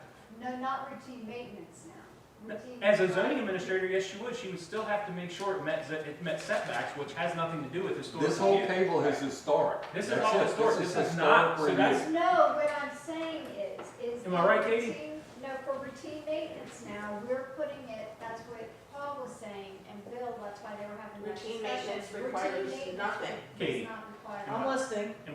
am I missing something here? You're not quite missing it, but what's happening under here, Jed, is saying even under routine maintenance.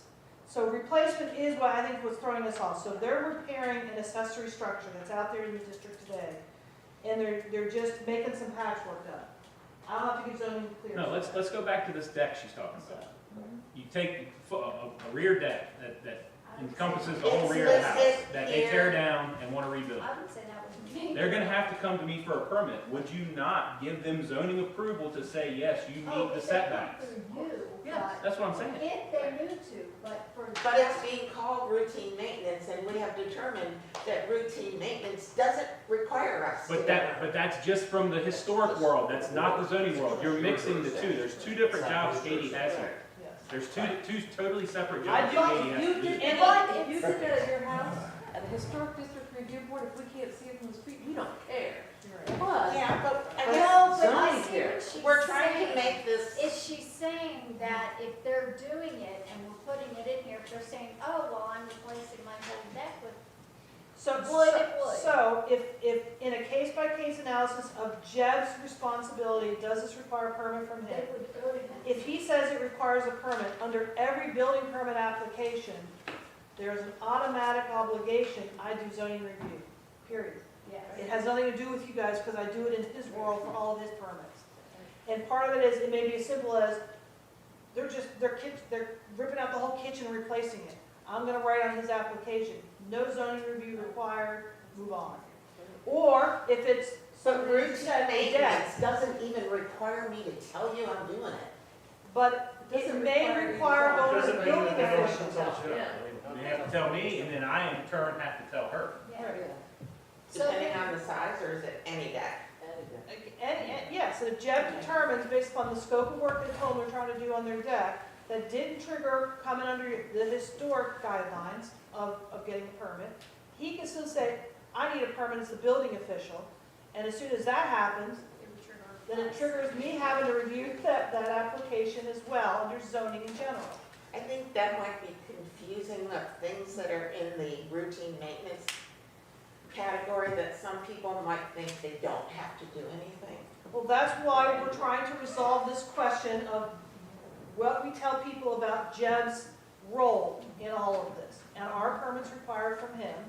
Can I include it in this chart somehow, some way, or put a major statement right at the top that tells people, you may need to check, not may, you need to check with the building department to And determine that's if what it's we've if been the doing building. all along. Just because you don't need historic approval, doesn't mean That's you correct. don't need a building permit. That's correct. And again, if the building permit is required, that automatically is coupled with zoning review again.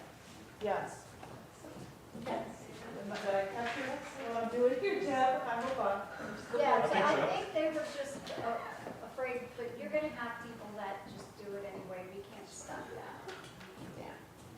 Yeah, I think we were gonna put that and also that something required, we had already talked about So- that. So this is what I was looking at, because we do not, anywhere in our zoning ordinance nor in our guidelines do we define replacement.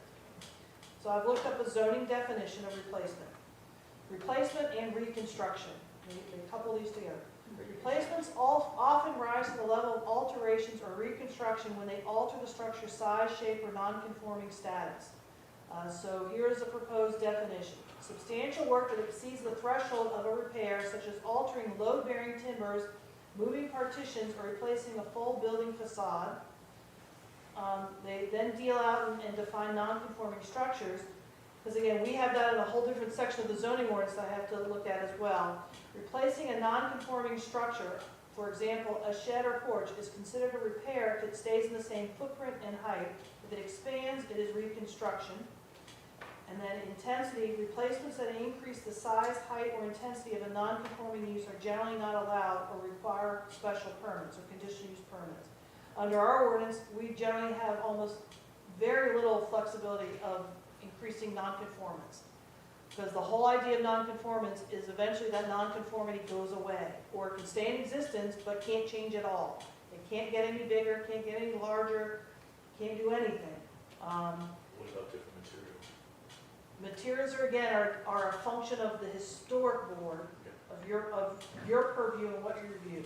From my purview of zoning, I don't care. All right, so you're right, you said zoning, okay, all right. Yes. So, Where are you reading from? I just quickly Googled a zoning definition for repairs versus replacement. Because Okay. replacement seems to be the term. It's not that we written don't have to down find in it. ordinance space or something. No, it's No. nowhere in the ordinance space. So Katie, based on that definition, why doesn't the document why doesn't Appendix G address the sort of, satisfy that replacement? Because it says there can be no change in the design or general appearance. So that would seem to me to not be like a new non-conforming structure or a larger structure or a different structure.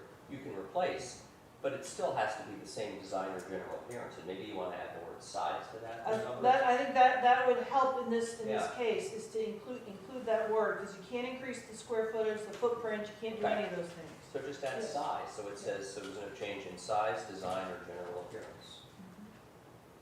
Well, it does say, it says dimensions. Not all of them, Not all of them. not all of them. Not So the we one just I'm need to reading. add the same language in every category: size, dimensions, design, or general appearance. Yeah. And I think a statement at the beginning that, basically a certificate of appropriateness doesn't cover building, right? So That's correct. you should always contact the building office to see whether or not you want a building permit. And we've always had that on our applications, on our flyers, on our website. Okay. So you can put it on your deck, the historic district reviewer doesn't care, because we can't see it from the street, but Jeff cares. I'll buy it. Well, now that you guys have moved, it's better, but I used to be at a distinct disadvantage, because you could look through your window to my backyard, and Okay. you'd fall. So I think that tweak we're gonna make, starting at the beginning of this guidelines document, we would make all the way through to be consistent. Wherever we have repairs, replacement, we say the same language all the way through. Okay? Okay, so with that said, on each one of these from here on out, if it does talk about routine maintenance, we'll turn to Jeb as well to see where he falls in considering it. So we come back now to fuel tanks, additions, removals. Again, this was an addition from the Civic League, and they've added across non-historic but requires zoning administrator approval and building code review. Yeah, so we just said, as you're going alphabetically, that's an item. We wanted to call out again for ease of people using this table to say, oh, not historic, oh, but here's a caution that you need to check with zoning and code official. So we have this on a couple other locations further on down in the table. We just felt that that was an appropriate addition to help the public when they pick up this alphabetical list. Okay? Gutters and downspouts. Again, that would be routine maintenance, no change in design, materials, appearance, etc. Jeb, your world? No permit. No permit. Jeb, no. For change of material, installation, addition, removal would be minor work. Moving on to handrails, stair rails, porch rails. Again, would be routine maintenance, if no change in design, materials, appearance, etc., or repairs, replacement. No permit. 19 handrails, okay. Next one down was repairs, replacement, if there was a change in materials, that was listed as minor work. Again, I was gonna raise my concern with this because we do feel that rails, stairs, porch rails are sometimes a significant feature of your structures. But if I have the ability to, which I do under the way this is drafted, if I'm concerned about the change of materials, I can kick that to the major work for you guys to look at. So I'm fine with leaving it as is. Okay. New construction would be major work. Moving on to lighting fixtures, exterior, number 20. Same thing, repair, no change in design, materials, etc. would be routine maintenance. No permit. You need a permit for light fixtures? Replacing light Replacing, fixtures, you do not. Jeb, no. For alterations, installation, or removal, it would be considered minor work. What about, because I know we're supposed to be this like dark sky town, issues with some of the older homes have spotlights. Is that a zoning issue or? It's a zoning issue, and again, that would be considered what? Legal non-conforming under the zoning ordinance, or as many people, grandfathers. Only if they start to change it out, do they have to comply with the new ordinance requirements that deal with dark skies. Yes. Then we come down to masonry, repainting, painting of unpainted masonry not allowed. So again, if we're dealing with unpainted masonry, it's a no. Yeah, so this needs to be worded, because it says Yeah. painting or repainting of non-masonry structure does not require approval. You can't paint a non-masonry, yeah. Okay, yeah, that's just repainted, a house. And you can't change the color either, right? No, not for masonry. Because I don't, If your masonry's already painted, you can't change the color of it, you have to paint it the same color as it was, right? right, yeah. Color and composition has to match the original. Color composition, those are fancy words, we use those. Oh, for masonry, Of yeah. masonry. Okay. So again, the whole idea, and we'll make sure this is clear all the way through. So painting of masonry is not allowed. However, if the masonry is already painted, it's already a tinted masonry material, then it can be replaced, but it has to be in the same color and composition of that masonry. Again, this is only dealing with masonry. Repointing is considered routine maintenance. Jeb? No permit. Jeb, And no. no permit for the first one For either. the painting, yeah, I knew that was a no there, sorry. Alterations of utility, Yeah, we just felt this was another category. I want to add a hose, and I'm coming through masonry, I'm drilling a hole. okay. So yes, if there's utility penetrations, hose bibs, vents, alterations of that nature into the masonry, that would be routine maintenance. Yes, but Jed? It's going case by case. Yeah, gray area there, depending on. Yeah, if it's a Yeah, but- table, Jed, that's nothing, but if it's a stove hood, yeah. case by case, got it. Okay. Again, with masonry repairs and replacements, when the color and composition of the mortar match the original, the new brick or stone matches the original, again, routine maintenance. Alteration, construction, removal would be major work for masonry. Is that a yes for you, Jeb? Yes. Even the repairs, I would say replacements case by case, and then the alteration, construction, removal would be a definite yes. But that one's not routine maintenance, so that's why I didn't answer that. I'm in number 22, outdoor. No, I'm sorry, just when you finish. Alteration, construction, removal. I'm not sure HDRB cares about the removal. Do we? Of masonry? Yeah, if somebody has a brick house, and they wanna take, you know, they're just brick sided, not really brick, they wanna take out the brick front. So removing that would require a whole bunch of, yeah, because it would change the look of the house.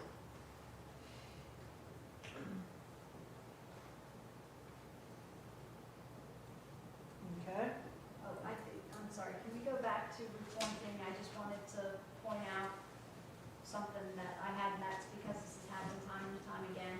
All items need to be for the masonry, and I'm not saying about the already recovered cracks in the foundation, but normally it quickly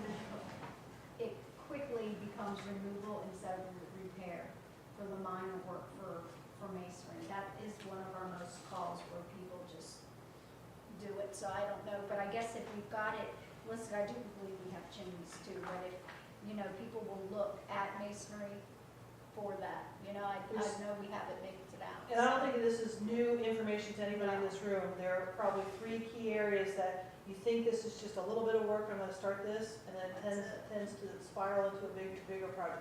Chimney work, yes, is one of those. Yes, brickwork is the second one, and your window sills.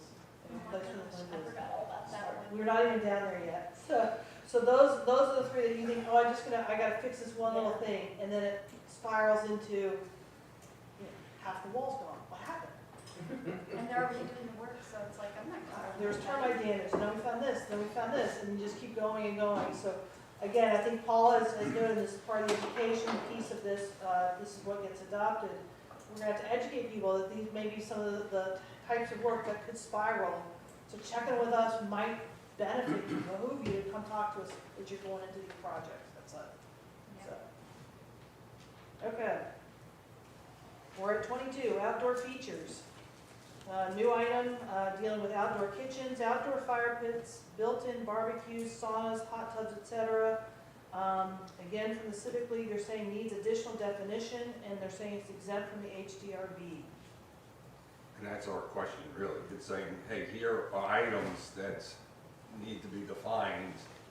We just lumped it together with outdoor features and saying, to what degree do you need to get involved with some of And this? are they visible from the street or not? We just put a category in there for discussion.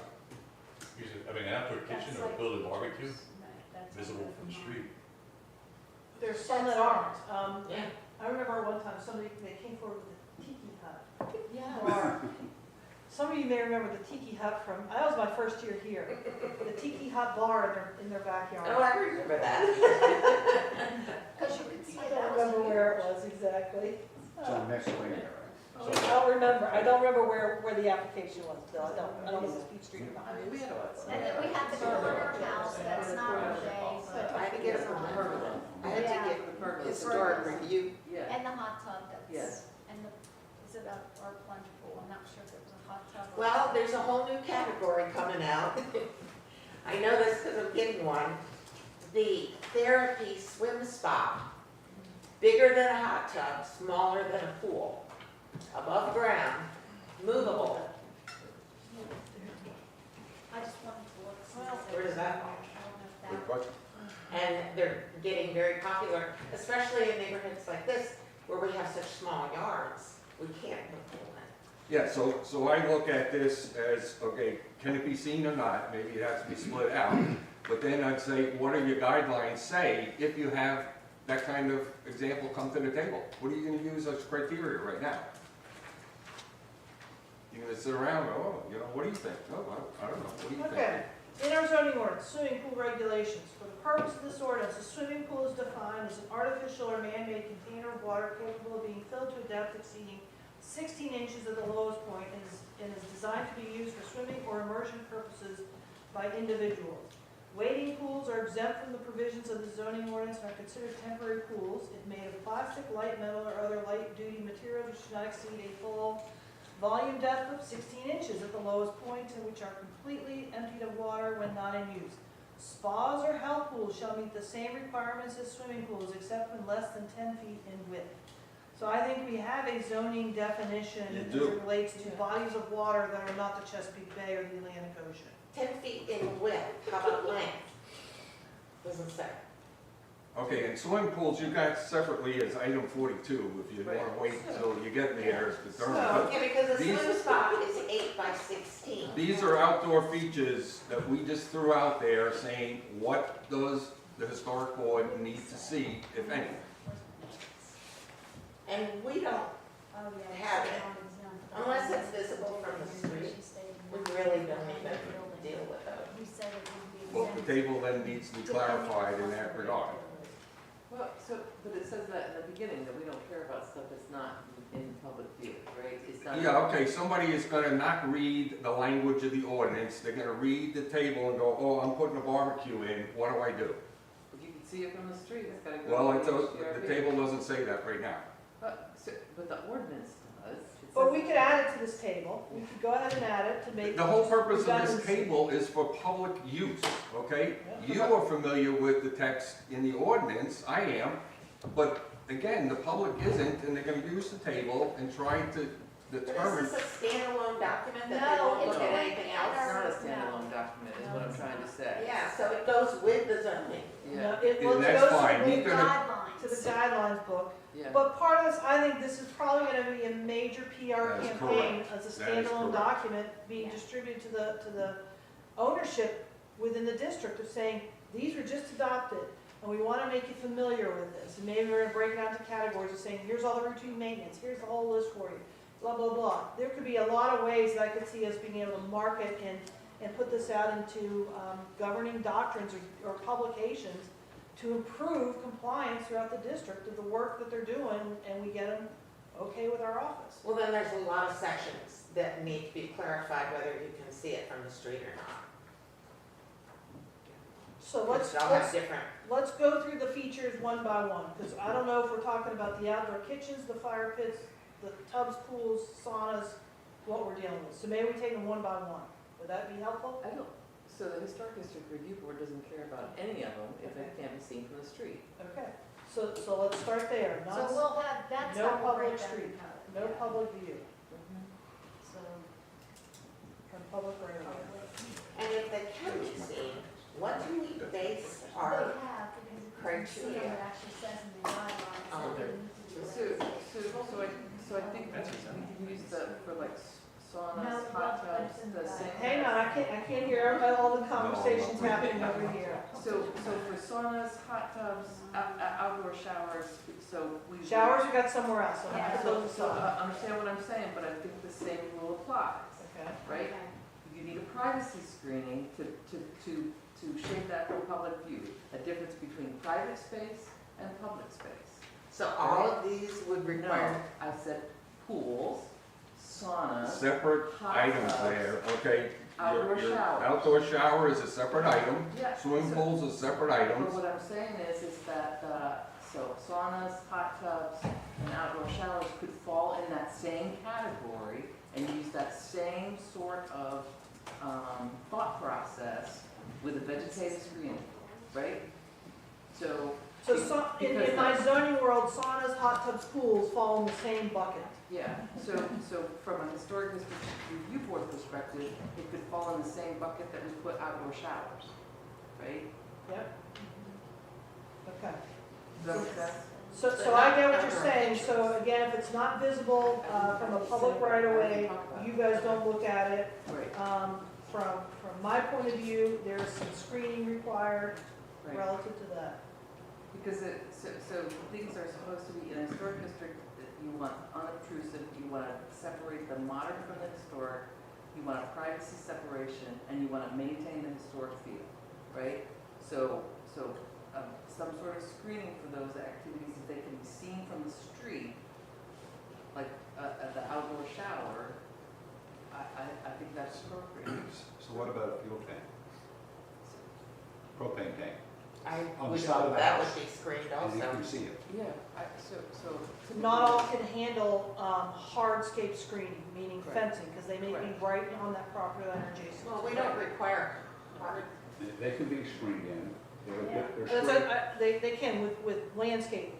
Right. There's some of them that can be handled in Well, the I'll tell you historic what, district. Bay Creek, they're screened in with You have different allowances of lot size, Well- sorry. But that's not in the historic district. I know I that. don't care what happens in Bay Creek, I'll be honest with you. So, yeah. But I agree that I think The that tanks, landscape. if they're visible from the street, Well- should have some sort of screening. Well, it says, when it's not feasible to Because they're hold open. and see the connections. Yeah, we do have something about. But it could be landscaping. screening. It could be landscaping, through bushes we're doing it, maybe not through a fence. Because again, they may not have the ability to put a fence because I'm already right at the property line, Right. yes. Which we would probably. And you also have limitations on the height of the fence when you're on public street, when you're on public access. Do we have any above ground tanks in any of the homes in the historic district? Yeah. Tons. Really? Yeah, all of them. No.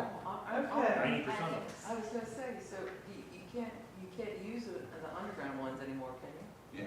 Oh, absolutely, can. That's Bay Creek, that's all they're installing. Okay. So I'm gonna come back to, again, outdoor kitchens, outdoor fire pits, and built-in barbecues.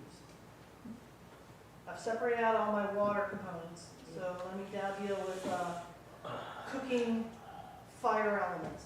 Yeah, I don't think those would require screening.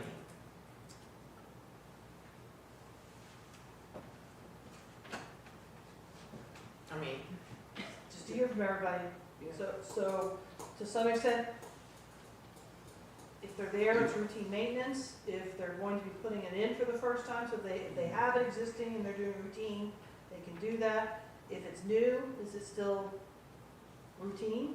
It's new, it's minor, not under your purview at all. that would be in a similar category as, say, a pergola. And they don't require screening, but they do have to get approval. So, because we've had this a couple times over in Bay Creek, Jeb, they're getting added in, some of these outdoor kitchen Yeah, that's stuff. big. Does that require a full building permit from you? I can't remember. No, I mean, the installation of the appliances, if they're fuel fired or something, would require permits for the gas piping and all that. If they're just at grade patios, with grill features, no, that would not require a permit. Or they're putting in a full outdoor sink? I mean, obviously, the plumbing work requires permits and all that, yeah, but not the actual installation of the, you know, if you think But stone would any of or, this you know. require historic board approval? As long as it's not visible from a public right of If way. it is visible. If it is visible, then yes, I would say it requires your review, Okay. yes. Okay. 23. Well, you need to go back to we passed fuel tanks. You need to go back and either, I don't, because fuel tanks are a heating source for the homes. And I would say, I'm sorry, it's visible, you can't have it.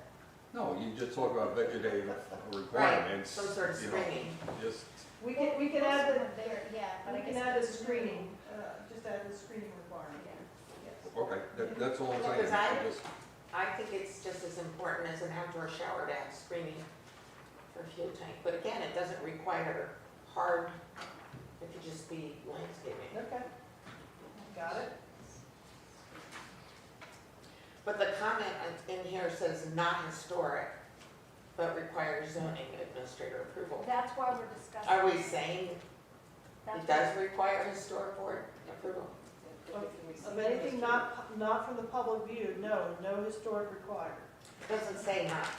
It doesn't make that distinction. It just says fuel tank, We, Oh, 17. oh, yeah. that's correct. I don't bring individual fuel tank requests to you, no. Okay, then how, the whole screening issue, who would make that? You would make Again, that? it's coming through me. So when I'm looking at a site plan for it's a new house, I'm looking at that as an Just element. an administrative Yeah. certificate. So if you're looking at new construction and it's coming under your purview, yes.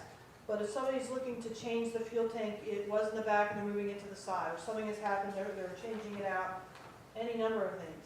I do look at that from a zoning, because it's a change of zoning clearance, and I'm looking at their site plan to where they're trying to put this, ensure they're in compliance with putting it on their own property and not on their neighbors. They're really close in the historic district. Yes, I do look at that from a zoning perspective. Would it be listed as minor work? No, it doesn't require a certificate of appropriateness. I handle it through a zoning clearance document, I do. Yes. Then who cares if they spray that? I care. We'll tell them in this, because again, this is meant to be customer friendly. Keep that in mind. This is not just for you guys, it's for the customers too. Okay? So I'm coming back to, I think we finished, we're moving on to patios. Did we do 23? Painting, we dealt with painting in numerous spots. Just alphabetically, we said painting Right, again, we said this Oh, I see, it's the same like line. the Yes, eighth I'm time, sorry. but I'm sorry. Yep. Patios, again, repair replacement when there's no change is routine maintenance. Jed, what say you? Not required, if we're talking about the same definition, less than 16 inches above grade, not required per permit.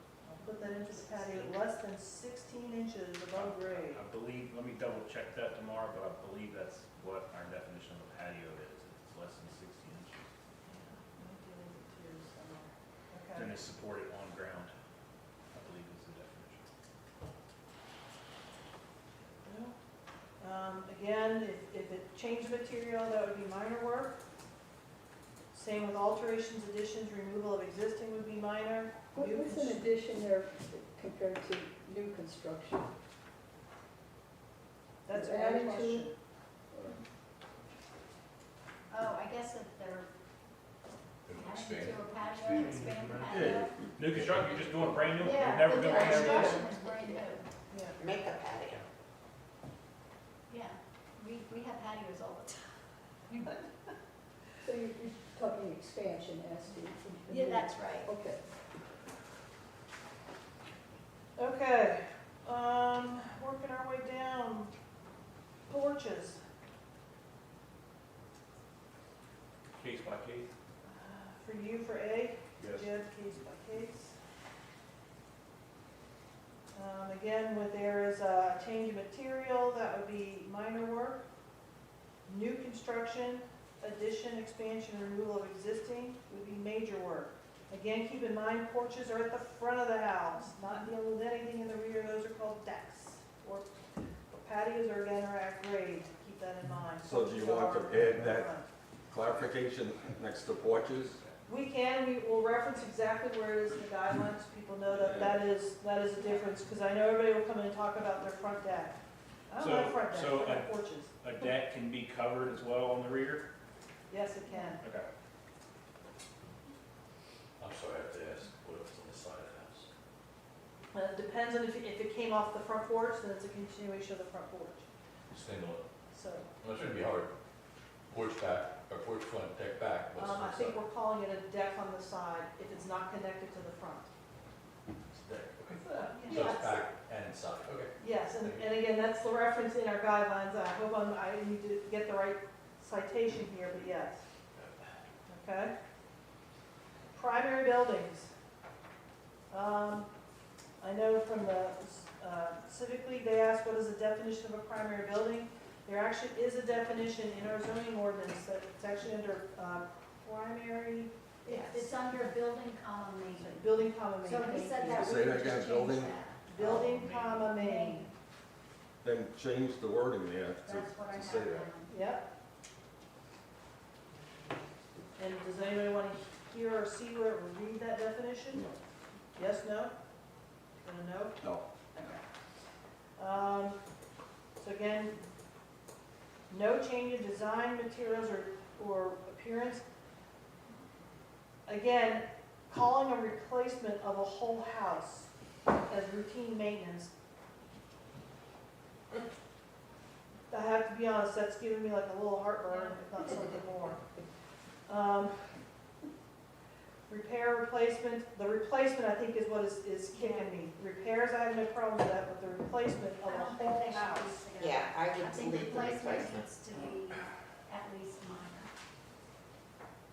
She, So what was the intention of this section, Paul? Because, I mean, I feel like we're hitting all the points of the exterior of a building throughout this. Correct. What is this supposed to encompass?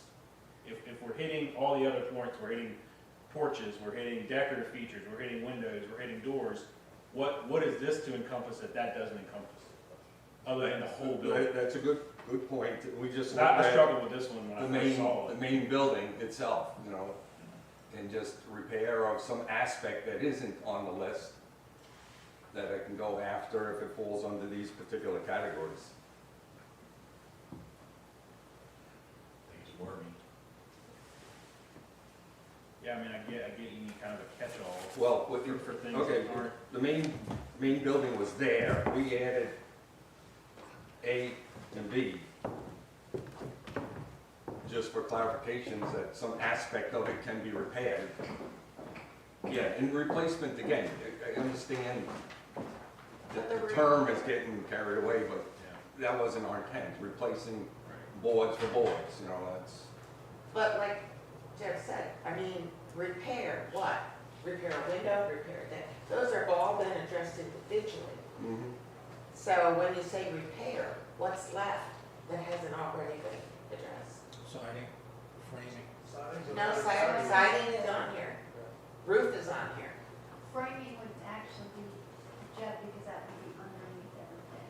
So they would have already hit zoning and they would send them to. Would that be architectural? Yeah, I would- Yes. I get you need kind of. But then that's under architectural features, that section. That looks like. So I have to be honest, Paul, it is, A and B being added to this is Yeah. giving me heartburn. Well, again, it was because you had main building or primary building already listed with C, D, E, and F. And we added repairs because we're adding repairs to all the other categories. Oh, I tell you why we had, building main, because it covered like new construction, Right. commercial, residential. And because we didn't say anything about, Because we had to put it in here somewhere because Yeah. we're dealing with the infill lots now. There are lots So that have not been built if upon. you're saying A and B can drop because we've captured all the various aspects elsewhere, I can see that, Yeah, all right? And If we'll this change it dealing to with the new main. altogether, right. Yep, Because we've addressed any other place of repair in a different section. so everybody's okay, we're gonna delete A and B out of item 26. So you really don't know the definition of primary buildings? Well, we're gonna no, rename it so it's we called went main. back and looked at some of these terms and said, this is the first time you're using it, where can I find it? So So if you change it back to main building and have that definition, so we're primary gonna. building is the main structure on a lot, right? It's the largest and most prominent structure. what are you reviewing? What are you looking at in the ordinance to say that? So it's in the historic district review guidelines. Okay, it's not in the ordinance as a definition. So it needs to go to the ordinance, but a primary building is the main structure on a lot, it's the largest and most prominent structure. So in our zoning the ordinance, definition. we define it as building comma main, means the Right. principal structure, the principal building on a lot, or the building, or the principal building housing the principal use on a lot. Because I worry about not just the structure, I worry about use of a structure as well. That's what I review zoning for. I think primary is more appropriate than main. I think. But I'm not taking away out of my zoning ordinance of building main, because I need it there in the zoning ordinance. It's okay. Okay, so, yeah, because we're doing two different things, I guess. Let's see. Where do you find that definition of the guidelines? I don't remember, I went back through and looked at it, and it said basically, so for the historic district, primary So building. for this one, we will verify if it's defined in the guidelines somewhere. Well, chapter 5 is primary building treatment. Right, and it said in there, primary building is the main structure. So within the chapter, not within the definition section of the guidelines, thank you. Yeah. Okay. So chapter 5.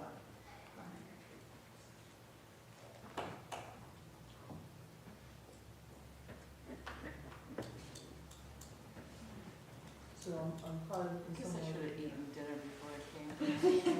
Well, I knew this. I'm gonna actually stop us at the end of this page, because typically for work sessions for the planning commission, we try and keep us to a 2-hour limit, because your brain gets really fried.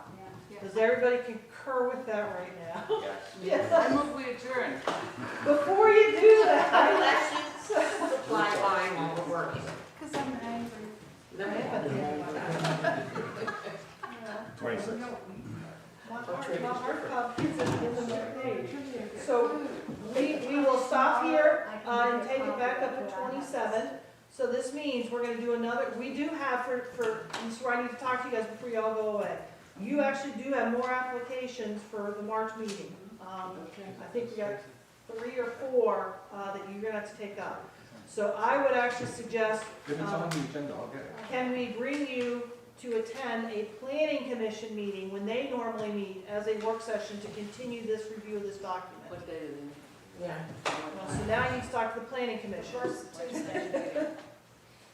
Are there work sessions on the third We meet Monday? the first Tuesday of March each month. 3rd. Okay. So if the planning commission is okay, can we put that on your March 3rd calendar, agenda packet, to take this up? And from you guys, from the historic board, are you okay to join us? They start at 6, not 5. That's fine. Is everybody okay with that? What day again? I'm It's sorry. a Tuesday, March 3rd. March 3rd. Okay. Could it be first on the agenda?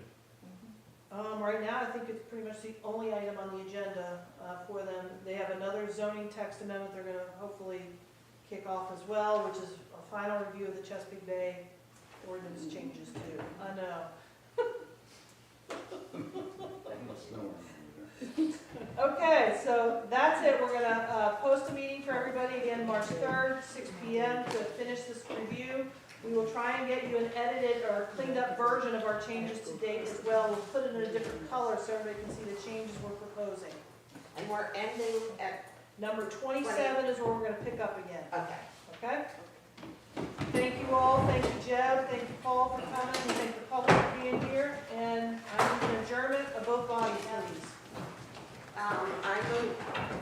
move, I move we adjourn. Thank you, Joan. I second. thank you. You need a motion? All there.